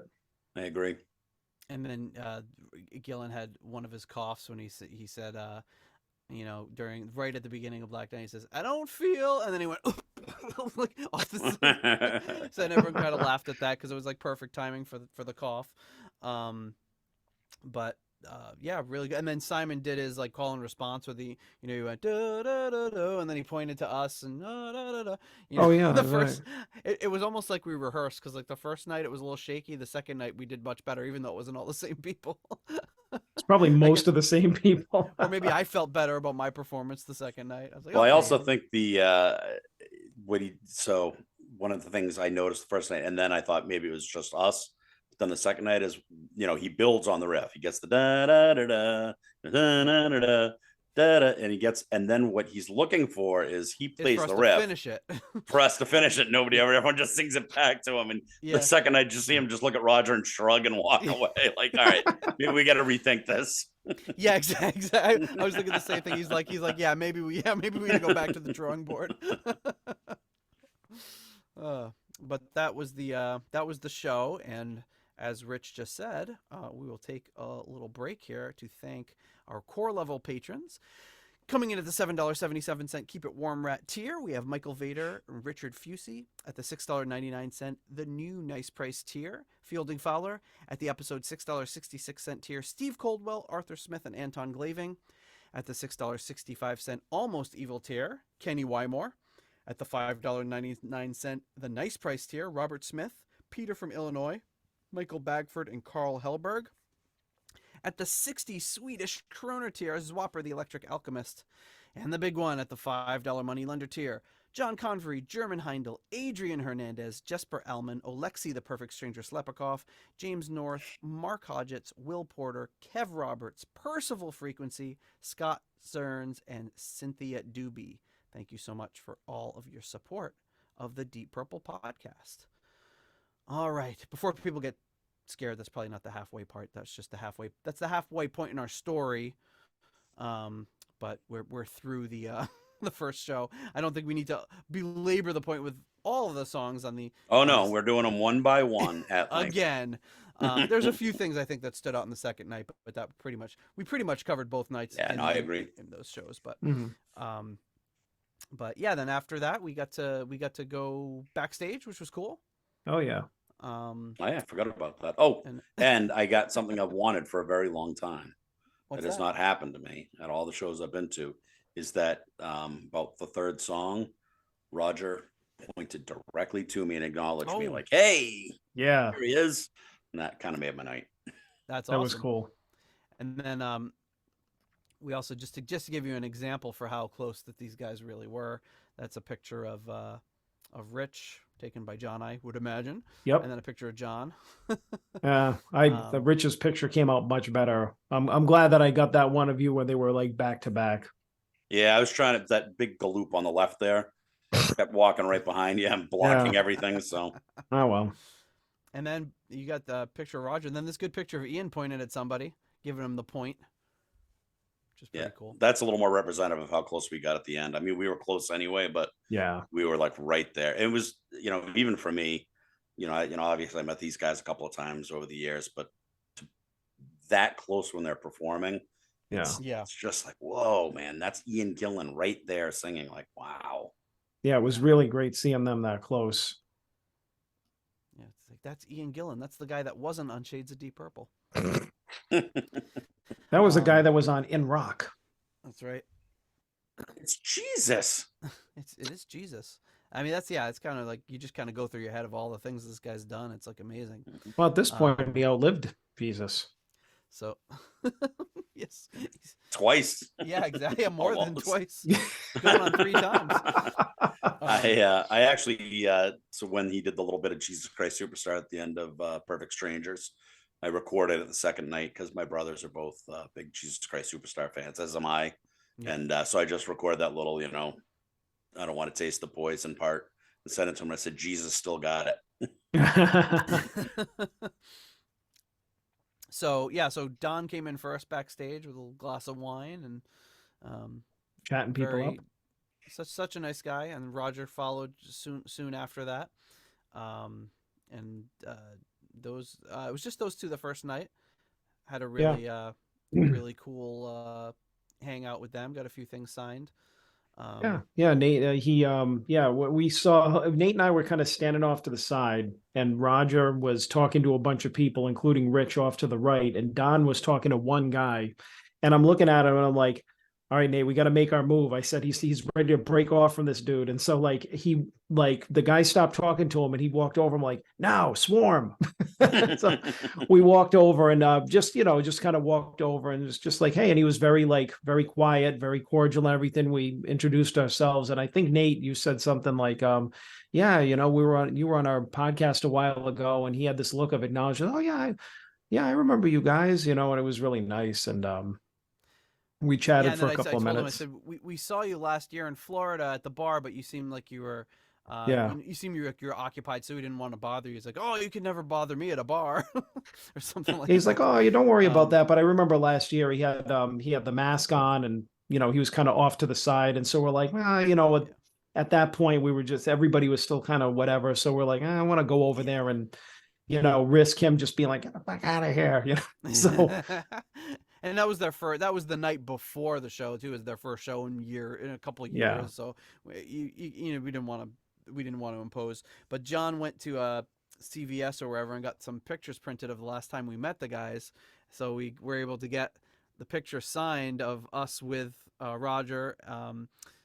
And we had lunch it with was them. funny because you had the little envelope that CVS printed them with, and then you gave something to Don to sign, and he just signed the envelope, the CVS envelope.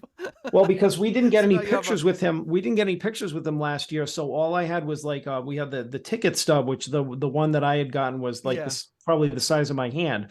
So I put it on the back of that, and Don started to sign the envelope, and then he looked up, and then he went up and he signed the other thing. So I have his autograph back here on a CVS envelope. But But he also took a You should picture put that of on eBay. That's the We have framer. pictures to prove it. Like, here's the photo for authenticity of Don Airey signing his CVS envelope. They're like, I'll give you $3.50 for that. But we got a couple you of know what? Make it a pictures with prize for the next high roller Patreon. But yeah, you got If to you join us at the $10,000 tier, you'll get this CVS envelope autographed by Don Airey. We got a couple of and pictures John with him. Matola. Yeah, I'll autograph it too. So Yeah, I'll go over there and autograph it. I'll bring it down in value a little. there you go. Counteract some of that. And then eventually Roger made his way around after, and Don was really, really nice too. He didn't feel rushed or anything. He was just kind of sauntering around. He didn't do that kind of like, you expect him to kind of do that thing where they start to like back up and be like, well, gotta go. But they like point to the other side of the room. There's somebody over there I have to talk to. There's nobody over there. Exactly. There's somebody over there. Oh, it's the door. But no, the end of our interaction with him felt very natural. He's like, great. And then we were just like, yeah, we'll see you tomorrow night. And he kind of was just like, oh, you're coming tomorrow night? That's great. So he was like, very, very cool. And then he kind of took off, and then, Roger made his way around the room and we got to talk to him. I liked when I walked up to you guys talking to Don, and he looked at me and he's like, so what shirt do you have for me tonight? And then he looked at you guys and he's like, this guy keeps me in swag, or this guy keeps me in clothing or something. Yeah. Oh, he's dishing out the shirts. Mm-hmm. One thing I forgot to mention was I was telling John during the show, there was this woman trying to film the show, but she kept switching it to front facing, and I could just, but she was standing in front of me, so I could just see her angry face. She was like shining through her phone because she's trying to record the show. But then you said, what was the woman in front of you doing? What, in front of me? She was doing the image search during the show. It was like really quick. Like I had looked over and somebody had moved their phone, and there was like an image search of David Coverdale on her phone. And I was like, what are they doing like right now? And they were probably just like going, like holding it up like, that's not him. I thought Coverdale you said it was the White band. Snake guy. I just imagine she had been to see Deep Purple in 1976, had done no further research, heard they were coming around now. I was like, oh, I'm going to go see that band again. And then she's like, wait a second. This isn't the same singer. She's all confused.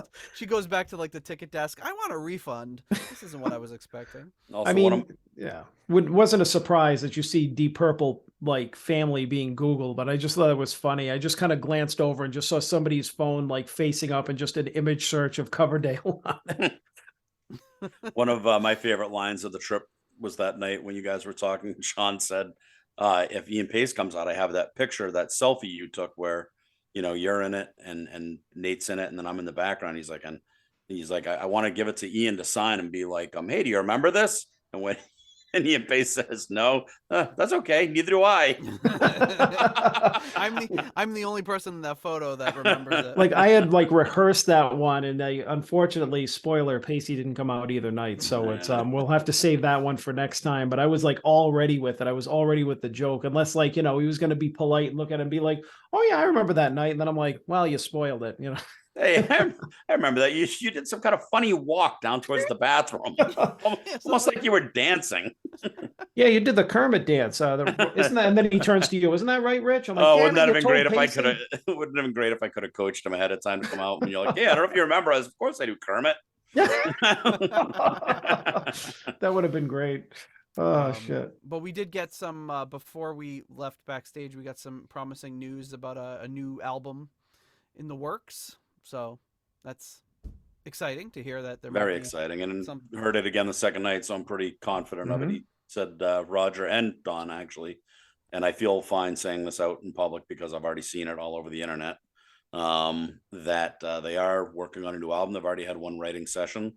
They're gonna have another writing session down in Nashville shortly, and then they're gonna head up to Toronto and record a new album with Bob Ezrin. So that's right.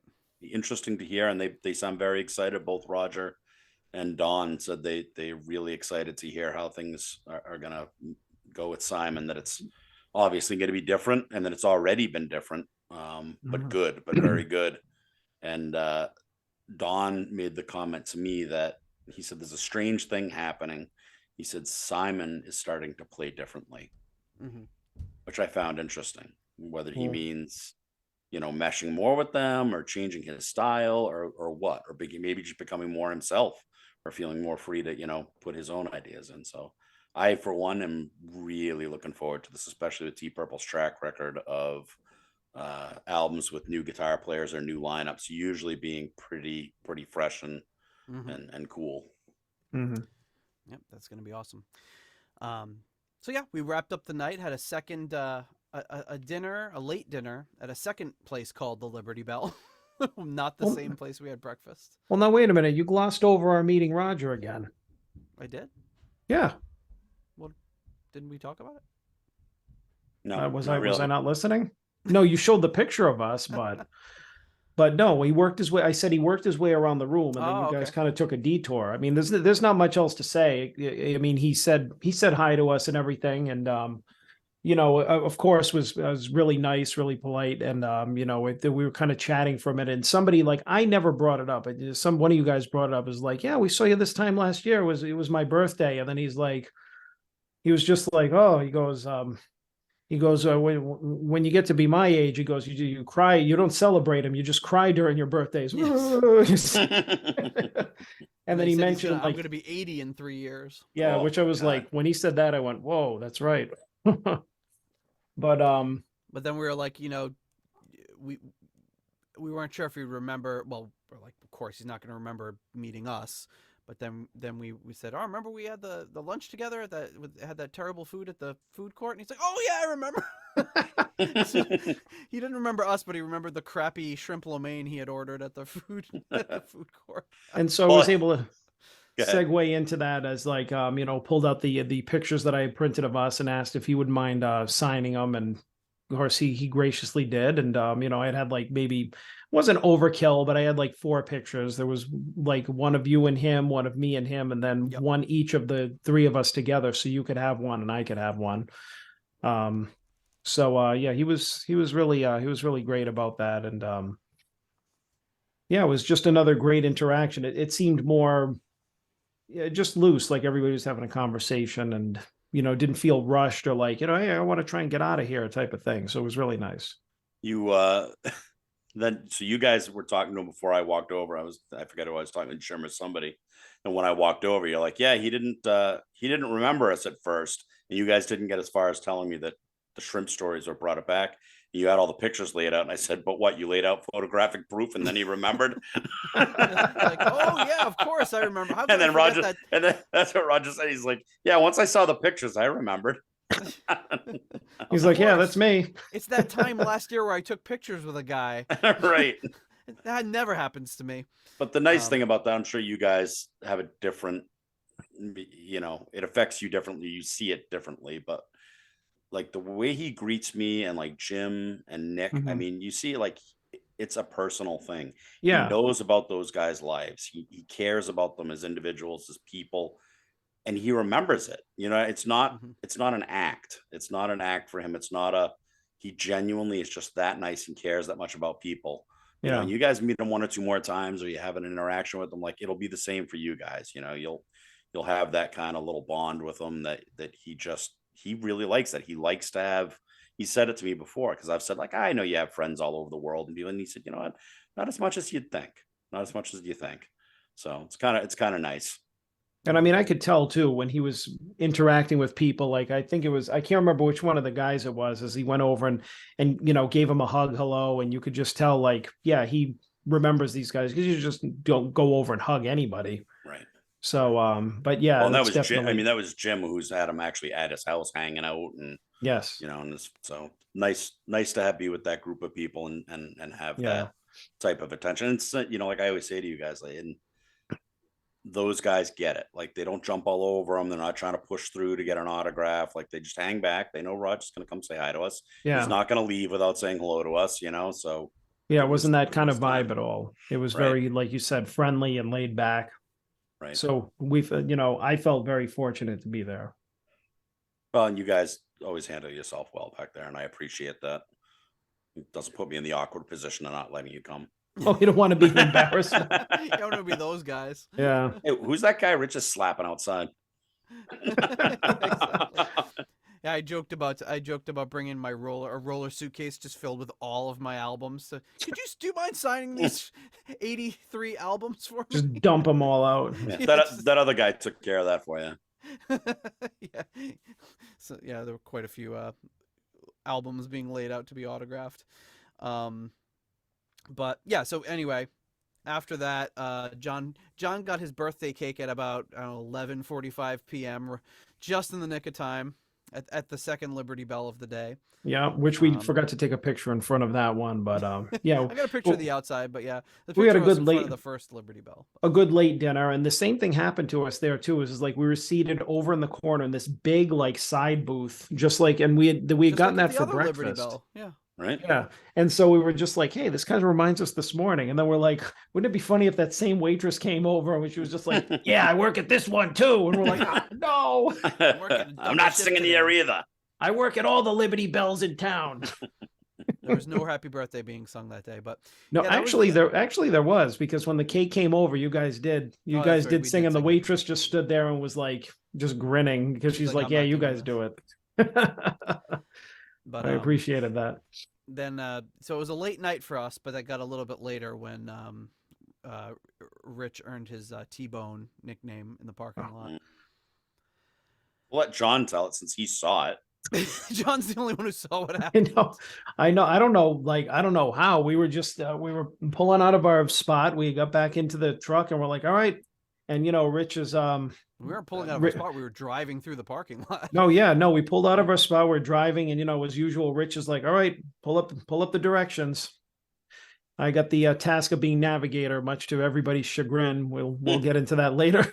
But anyways, as we're driving through the lot, like I don't know how I was like, it just came right up on us, but this lady was just pulling out of her spot with like no regard for anything. And I just like didn't have any chance to react except to go, oh, and boom, just like slammed right into us and like fucking T-boned Rich's truck as we were like driving. I like had like no time to react. Like I saw it as she was pulling too far out. And the only thing I thought was like, there's no way we're going to be able to stop in time or get out of this. So like before I even opened my mouth, she just banged right into us. So. Yeah. It sounded a whole lot worse than it ended up being, but it still was bad. I mean, she basically caught it from the back of the front quarter panel all the way down, pushed in the door all the way back, and then the bed of the truck she made nice and crooked for me. Thank you. When John then for the rest of the trip, when John got out of the front seat, it sounded like wait a minute. Scream. I don't know if it's coming across or not, but no, that's too bad because I actually recorded. I was going to use that for my Rich, and then I was going to use sound, but I'm like, I'm going to end up having a Ricola moment, like a Ricola moment, like John. Didn't work out so well for He was going to be like, it's Rich, Shaler. And it never got better either. Every time he did it, would forget. It would be like 5 minutes in between, and John would open his door and we'd all make that face like we're like, oh, no! It just sounded like you were doing more damage. Hey, but thank God! Hey, thank God you could at least open the door. You would have had a Dukes of Hazzard it the rest of the week. But luckily, start calling him Bo. Luckily, I got friends everywhere, including Philly. Mm-hmm. But luckily it didn't, I mean, it could have been a lot worse. Nobody was hurt. We were still able to drive, get in and out of the truck. So, I mean, in that respect, we were lucky. So, yeah. And to be fair to the other driver, I mean, like we were saying later, we all make mistakes, it happens, but at least she was nice enough or no, I shouldn't say nice enough. At least she did the right thing. And it's strange that in this day and age, we have to just say that it's nice that somebody did the right thing.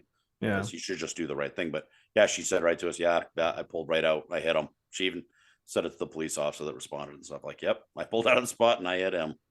So I mean, hopefully it won't be too much of a nightmare. Things up, but well, I did. I will say that I had to go collect myself because I didn't want to say or do anything I'd be sorry for when she got out and looked at my truck, which had a massive white stripe down the side of it and the door pushed in and dents everywhere. And she goes, oh, it didn't really do any damage.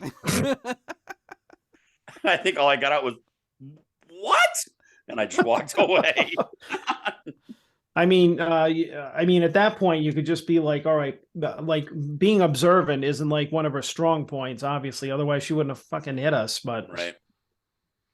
Oh, well, that So it was unpleasant. Yeah. It was unpleasant. It got us home about probably an extra hour later than we were hoping for. We didn't get a ton of sleep that night, but the next. Oh, really? Day, I hit the pillow and I was out cold. I wasn't thinking about that at all or wound up about it. No, but that was me. That was me. That was John. John was not a care in the world, but that's how you always are. So the next day we woke up. We met up with 3 more friends. We picked up a mitt at the airport, and then went to the next hotel. And Mark Roback and the Gardeau met us at the hotel. So we all kind of 6 of us all hooked up at the same time. As Mark and Pete were approaching, we were texting them an order for the liquor store. Pick up this, pick up that. Well, because we realized that like we were gonna have like maybe a quick bite or something like that, and I was we were heading out, and Rich just turns to me, pick a place for dinner. I'm like, whoop, right on it. Okay, so while Rich was checking in, oh no, I think Rich asked at the hotel, hey, what's around here? And the guy's like, I don't know, a Chili's. So Rich went to John and said, you got to find a place around here. Rich goes to check in, comes back, and is like, what'd you find? He's like, I don't know. I think the guy was right. All I see is a Chili's. I didn't even see a Chili's. I'm like, well, I mean, there's a Hooters. Like, well, I actually asked him like 3 times. I'm like, he's like, yeah, there's a Chili's. Like if you go out and take a left, and I'm like, okay, yeah, not Chili's. What else? He goes, Chili's. Gotcha. I'm like, what about the one in the hotel, the restaurant in the hotel? I said, is there more than one? He's like, no, you can go to Starbucks. So yeah. Yeah. So, I mean, we wound up settling on a snack there, but we're just like, well, we realized we didn't, there was no bar open in the hotel. We didn't bring anything with us. So immediately we're just like, wait a minute, these guys are like 10, 15 minutes out. So we're texting them like, pick up this. So the guys were gracious enough to pick up some alcohol, and we brought up to one of the rooms, and we had a little pre-dinner pre-gaming while we'd like hung out and shot the shit and talked music, and it was a lot of fun. But not before Gardeau went and got us some care packages for us. Hell yeah. John can model for us right now. Ah, yes. So we're in the room, and the Gardeau brings in these wonderful Caldor rainbow shirts. Awesome. So awesome. That he made. Which stemmed from one of our text conversations. Here's mine. I don't know if you can see it in the screen there, but yeah, it's got the Caldor instead of Caldor. That's so great. So yeah, one for each of us. Very generous. Thank you again, Gardeau. Yeah, I know they listen to the show, so this is a great time to thank them. But I don't think I thanked them enough at the time. First of all, the shirt, awesome, obviously, but they so nice and so easy going about everything and stopping and getting us the booze and everything, and let's face it, that made that night. We because we got to pregame a little bit, hang out in Amit's room and tell some stories, and that's what a lot of those trips are, what I look forward to on those trips with those people, because it's the only time I really get to see them is meeting up at those shows, and so it's nice to be able to do that. And I like playing bartender and pouring 5 fingers of whiskey for Amit. Poor Amit and he had nothing to eat. It was like 5 o'clock in the afternoon or 5 o'clock at night. He hadn't eaten a single thing all day. We're like, oh, you ready for dinner? 6 ounces of bourbon. We go, are you ready for dinner, Amit? And he's just like, all I had for breakfast was a glass of wine. And we're like, what the hell? Actually, your exact statement was, my people. Peter had picked up some combos and he forgot them in Amit's room, and when he came back, Amit had eaten the entire bag of combos. Hey, remember when it got brought up? He was so excited about it too. He's like, "Yeah, I walked out of the bathroom, you guys were gone, and I looked on the table, and there were these cheesy things." So he had a little app. He had a little app before dinner. I can, that's like, if you haven't eaten all day, that's probably the most delicious thing you can imagine. But yeah, it's great seeing those guys, and it's always great too because I've only hung out with each of them like 2 or 3 times each, but we talk so much on a regular basis through the show and everything that when you get together, it's like getting together with an old friend, even though you've only probably been in each other's presence for a few hours in your life. Yeah. But it's such great guys, and had a blast with them. Went to the Fat Cactus and got some tacos before the show. Yep. Great Mexican. Yeah. then- Another winning pick by John Matola. Absolutely. John Winning Pick Matola. John That's me. Winning Pick Matola. Yeah. Yeah, It's a great restaurant near the venue. And then we saw the second show. It was Best parking spot ever. You got a yep. really good parking spot. Yep, right up a side road, like a block or two away from the venue.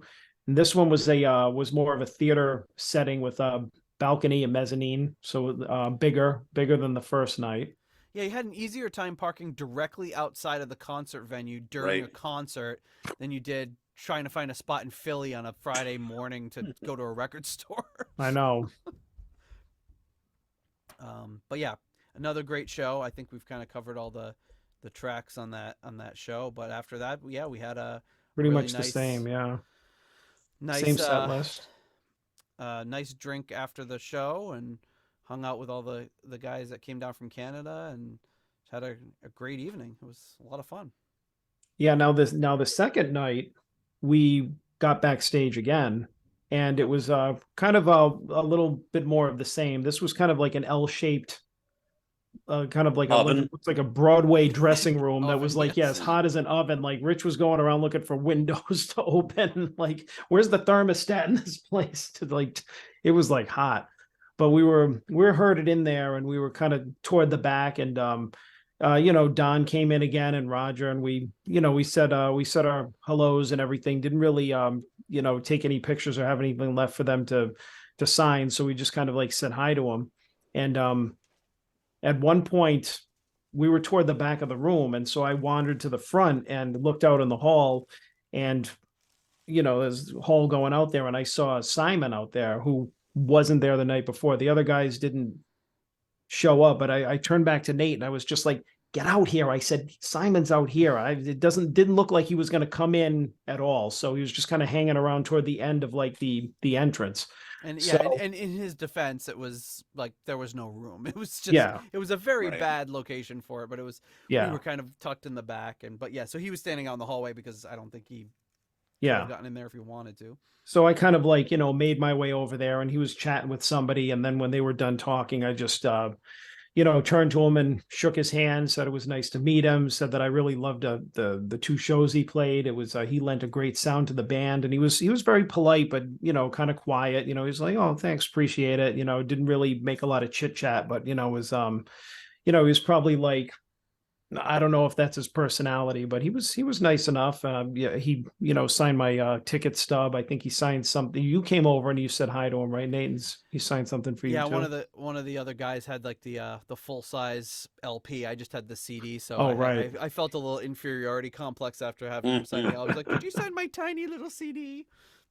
But so he said a quick kind of hello to us, and kind of took off. But it was cool because then we kept hanging around in the hallway, and like Don Airey was over at the end. Roger was kind of in the middle. So we're all just kind of hanging out in the hallway, just kind of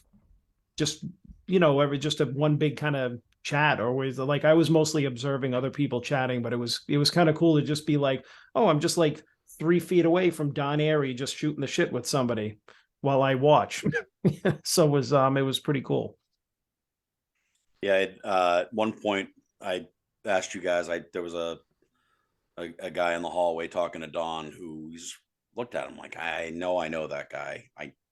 Either I've seen him backstage before, or he's really famous and it's just not clicking in my head. So I asked you guys, and you guys, I don't know, just kind of shrugged. And because he had like long black hair, and he looked like he was in a metal band, and it's like, I was like, he looks like he could be someone. He could just be a fan. Like, I wasn't sure. We hadn't seen him the night before. There were a lot of repeat people from the night before, a couple. So, but being the guy with no filter and nothing to lose in life, and I've gotten to that point in my life, I don't care. Like, what's the worst somebody's going to do is be mad at me or whatever. So I just walked over him. I stuck my hand out. I introduced myself. I said, man, you're probably somebody very famous. And I said, you look really familiar to me. And it's not happening for me. I can't figure it out. He shook my hand and he introduced himself. Name was like, no idea. Still don't know who you are. And then he just looked at me and he said, I'm playing with Volbeat right now. And as soon as he said that, it clicked, because I love Volbeat. Great band, really, really good band.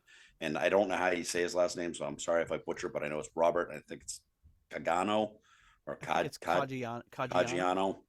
But man, what a nice guy. I mean, he was super nice. Oh God, we chatted for a little bit, and then myself, him, and Don chatted for a little bit, and it was really, really interesting to hear those two talk and about different things. And I guess they're going to be playing on the same bill later in the summer, and they talked about getting together when they're there. And but he was just such a nice guy. I mean, because that could have gone horribly wrong with you guys have met those rock stars, have seen those rock stars. Can you imagine, you walk up, sorry, I don't know who you are, and the guy just being offended and like being jerked up. But hey, he was fine with it, and I have those guitar picks that my sister had made for my nephew, that I was asking guys to take pictures with and explaining the story to him, and he was so nice about it and so interested in the story and so sympathetic or empathetic, whatever the right word is in that case, and wanted to take the picture and like, wait a minute, like, make sure I'm holding it the right way. And I, that's the kind of kindness I don't forget. That's a class act. Nice. Yeah. No, we had established too that a while ago he was a member of Anthrax as well, right, too. After their classic lineup, which I didn't know at the time, so I never got to talk to him. But after you told me that story, I immediately recognized him, because it was around that era that they had released a couple of albums with him, and I thought, like, wow, they were really good. And I wish I would have been able to tell him that. Like, if I was there, I would have recognized him, which is really funny, because usually I don't know, those musicians, like, replacement players or stuff like that. But he was in the band for, a little while. I think early 2000s maybe. So, but yeah, he's 2 or 3 albums with them. Yeah. So he's a really good player. I haven't heard this stuff in except for I think you played 1 or 2 songs from his current band, but in Anthrax, I thought he was really good. Yeah, you would definitely like Volbeat. I know you're kind of what you like, and they're straightforward rock. I mean, they have some, they play a little like mixed country kind of almost sounding in with it, but they're pretty straightforward hard rock. Nice. I'll get some pictures of that too. I got some good pictures of you guys with them. I'll put them on the cool on the. I think I might have sent you a couple too. Yeah.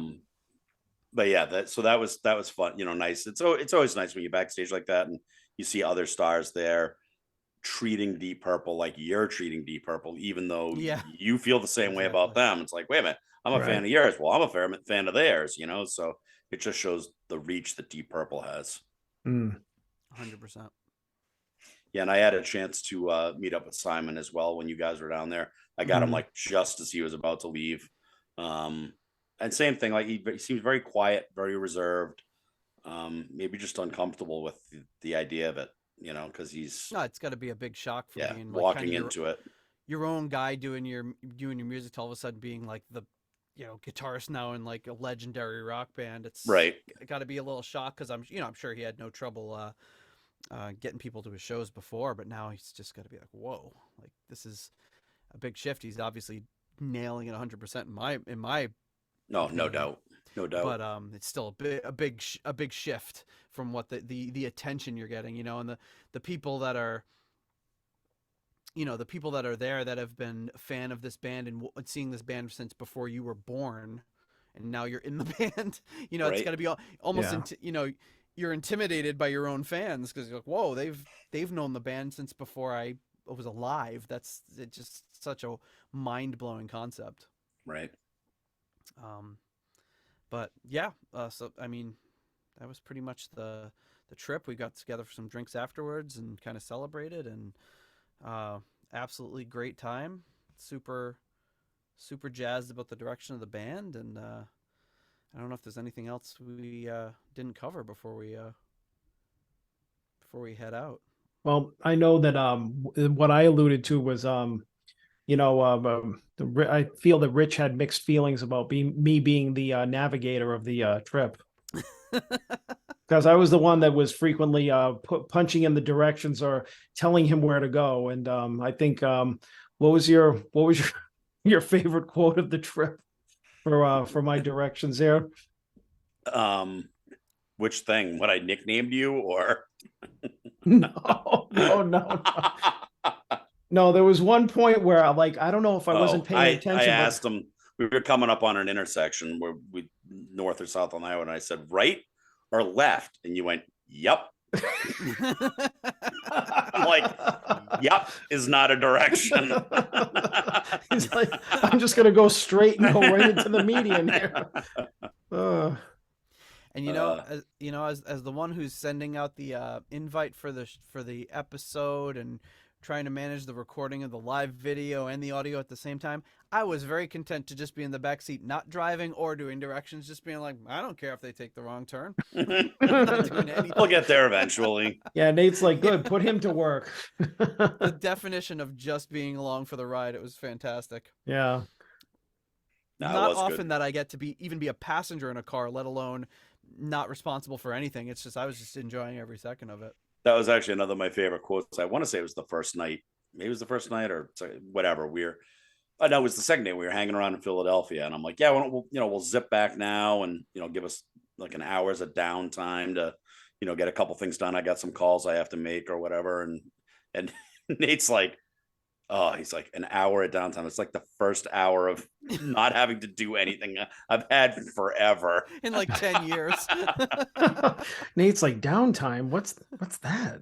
Oh, like, oh, lucky you. I have to go call my insurance company and the toll company. Oh. Yeah, the friggin' toll company. Every time we went through what did it say? Contact service center. Contact service center. I Hey, am. So I came home. This is how badly they want their money. I came home and I already had a letter. What? Yeah, saying contact the service center. I'm like, yeah, I got that. Because it said it through every friggin' toll we went through. That's what those damn balloons over the United States are. They're all checking on us going through tolls. Taking pictures of every toll you go through. Well, folks, before we wrap it up, there's something we have to do, and that is, of course, you guessed it. It is the most important thing of all, and that is to thank our core level patrons. You want to stretch out first? Yeah, I'm gonna just let me limber up a little before I get into this. But yeah, here we go. So our core level patrons coming in at the £3 aromatic feed tier. We have Simon Ford. At the $3.33 halfway to evil tier, we have Raf Calf, Spike the Rock Cat, and Spike's mom. At the $3 Nobody's Perfect tier, we have Peter Gardot, Ian DeRosier, Mark Roback, Duncan Leask, Stuart McCord, Flight of the Rat Bat Blue Light, Ivan Fieldbu,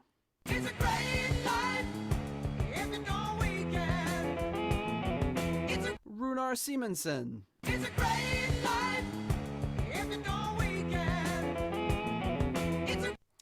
we have, and then of course, JJ Stenard and Ruinous Inadequacies.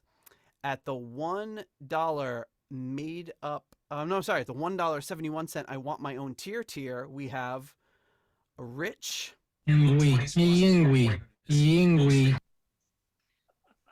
Shaler. You got closer than I thought he would. So that's that. Yeah, or the longer version we got. Shaler. Young white sailor. What was the last one? Do the last one though. Oh yeah. Who the hell is that? I might actually like that better. Rich, who the hell is that sailor? And the reason I would like that is because he's probably been saying that all week. Yeah, we're gonna have to tell that story after you're done with the patrons. That's the big story that we didn't tell. But yeah, we totally forgot about that. Oh my God. At the $1 at the £1 tier, I'm sorry, we have Simply Paul. I'm going to call him Simply Paul from now on. Simply Paul. And at the $1 made up name tier, the Liberty Bell from Hell, Leaky Mausoleum, Stephen Somerville, the Concerto 1999 Fanatic, Hank the Tank, Private Eyes, Ashen Lionel, Blackmore tights, and John Maselli.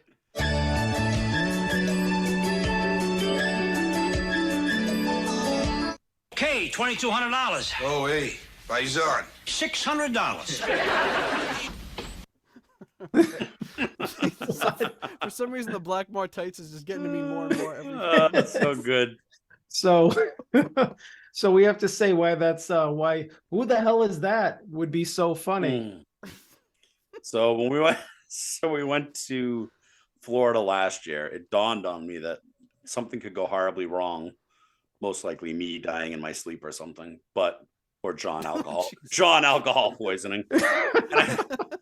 So I'm like, I should probably have a phone number for your parents, just in case. And, I'll give you Julie's number, my wife's number, so you hit a habit. And so we changed numbers, and John has his father and his phone is Pops Matola. So when I saved it, it saved as Pops Matola, which I probably should have changed, but I didn't. And I just left it as is. So about a week ago, I went to send a meme, a Joe Biden meme.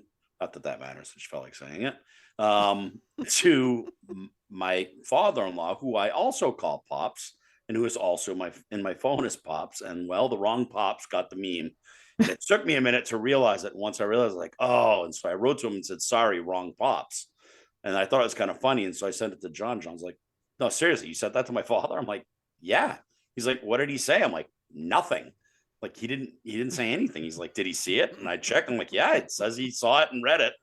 And so I was just going to leave it there, and we were going to, have John ask him when he saw him or see how long it took him to mention it. And then I decided it would be a fun experiment if I just started sending his father meme of the day. So every single day since then, I've been sending his father memes, mostly Italian based, but after a while, I thought, like, all right, I'm getting no reaction. So I started photoshopping his face onto things like Gunsmoke, his favorite TV show. I made his mother and father, Marshall, Dillon, and Kitty. And then what was the name of the singer? Oh, Nate didn't even see that one. Oh, you had what was his name? I missed the one the day I was flying. Oh yeah, so he said, "Who's his favorite artist?" And so I said, "There's this Italian singer named Zucchero." And so he found a picture, Zucchero. Zucchero. So I thought was going to be like a 3 tenors kind of guy, but he's not. He looks like I don't know. Would you say he looks like Ron Jeremy or something? I didn't, but no, he's like he's just this big guy with like stringy hair or whatever, but he found a picture of him with Pavarotti and he's like, "Oh, this is perfect."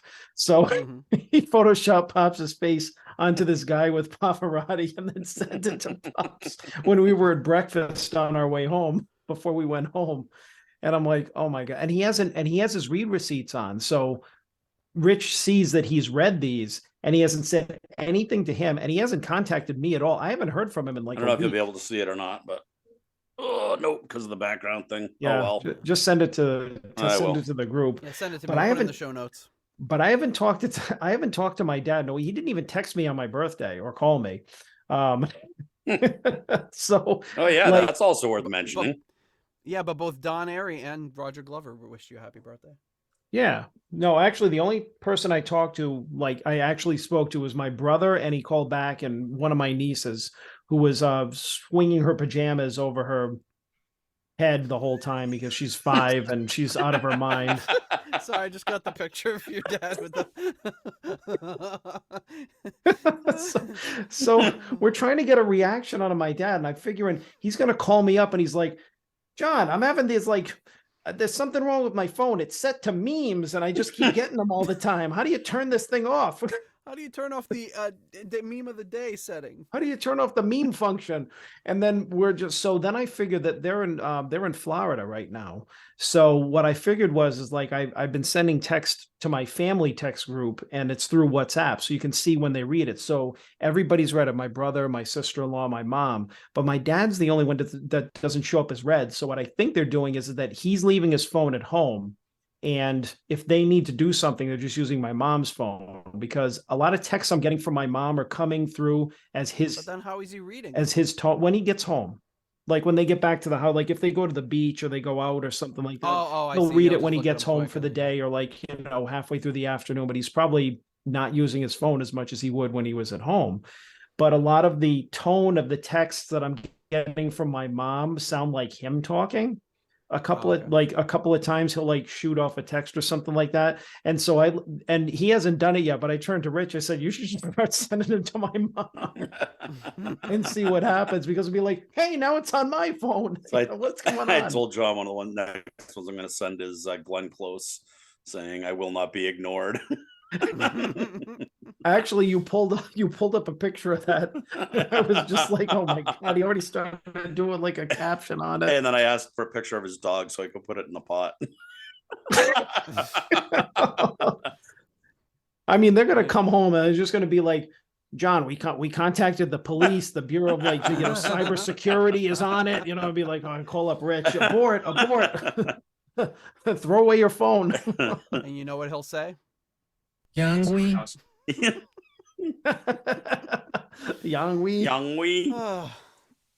All right, guys. Well, what a trip, and one for the record books. Yeah, it was a lot of fun. Can't wait to do it again. I wish I could say we're gonna do Italy in a few months, but I don't think it's gonna happen. Oh yeah, they're going to Italy. Yeah. Well, some of the guys we met up with are going to Japan, so I know that was so cool, but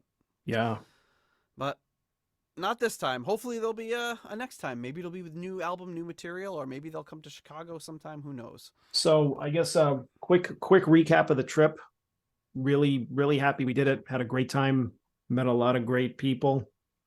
And really, really happy that I got to spend it with you guys again. I'm very, very grateful for everything that we do together. 100%. Yeah, me too. I mean, always a blast, guys. I love hanging with you guys, and I can't thank you enough for, including me in the show, and we've feel like we've really become good friends, and hopefully we can do it again soon, or I was thinking maybe try to get Nate fired so he has to move back this way. Thank you, Rich, for being the ringleader and setting everything up, and it's always a good time, and except for the hotel room. Except for the hotel room, yes. Poor Nate. We get to the hotel the first day. He thought Rich booked the room, and they're like, Beaudry. They're like, we haven't heard of you. Shit. Yeah, so we just thought it was a snafu, but then John's like, Matola. I'm like, oh yes, sir. Oh yes, sir. Yeah, a little misunderstanding when he said fine. This is the hotel. I thought he meant this is the hotel and I booked the rooms, but what he meant is this is the hotel. Book your own room. So, well, luckily they had enough. So, luckily both hotels had plenty of rooms. So yes. If there was some big thing going on in town, I might have been sleeping outside, or bunking with one of you, more likely. Yeah, it's all good. Sleeping on a couch. All right. Well, thanks, guys. Appreciate it. And thank you. We'll be back at you next week with something. Yeah, no doubt. See you then. Thank you for listening to the Deep Purple Podcast. If you like what you hear and would like more episodes in the future, please donate on Patreon to support the show. You can also leave us a review in Apple Podcasts to help new people discover the show. You can follow us on YouTube, Instagram, Twitter, and Facebook for show updates. See deeppurplepodcast.com for more details. Thank you for listening.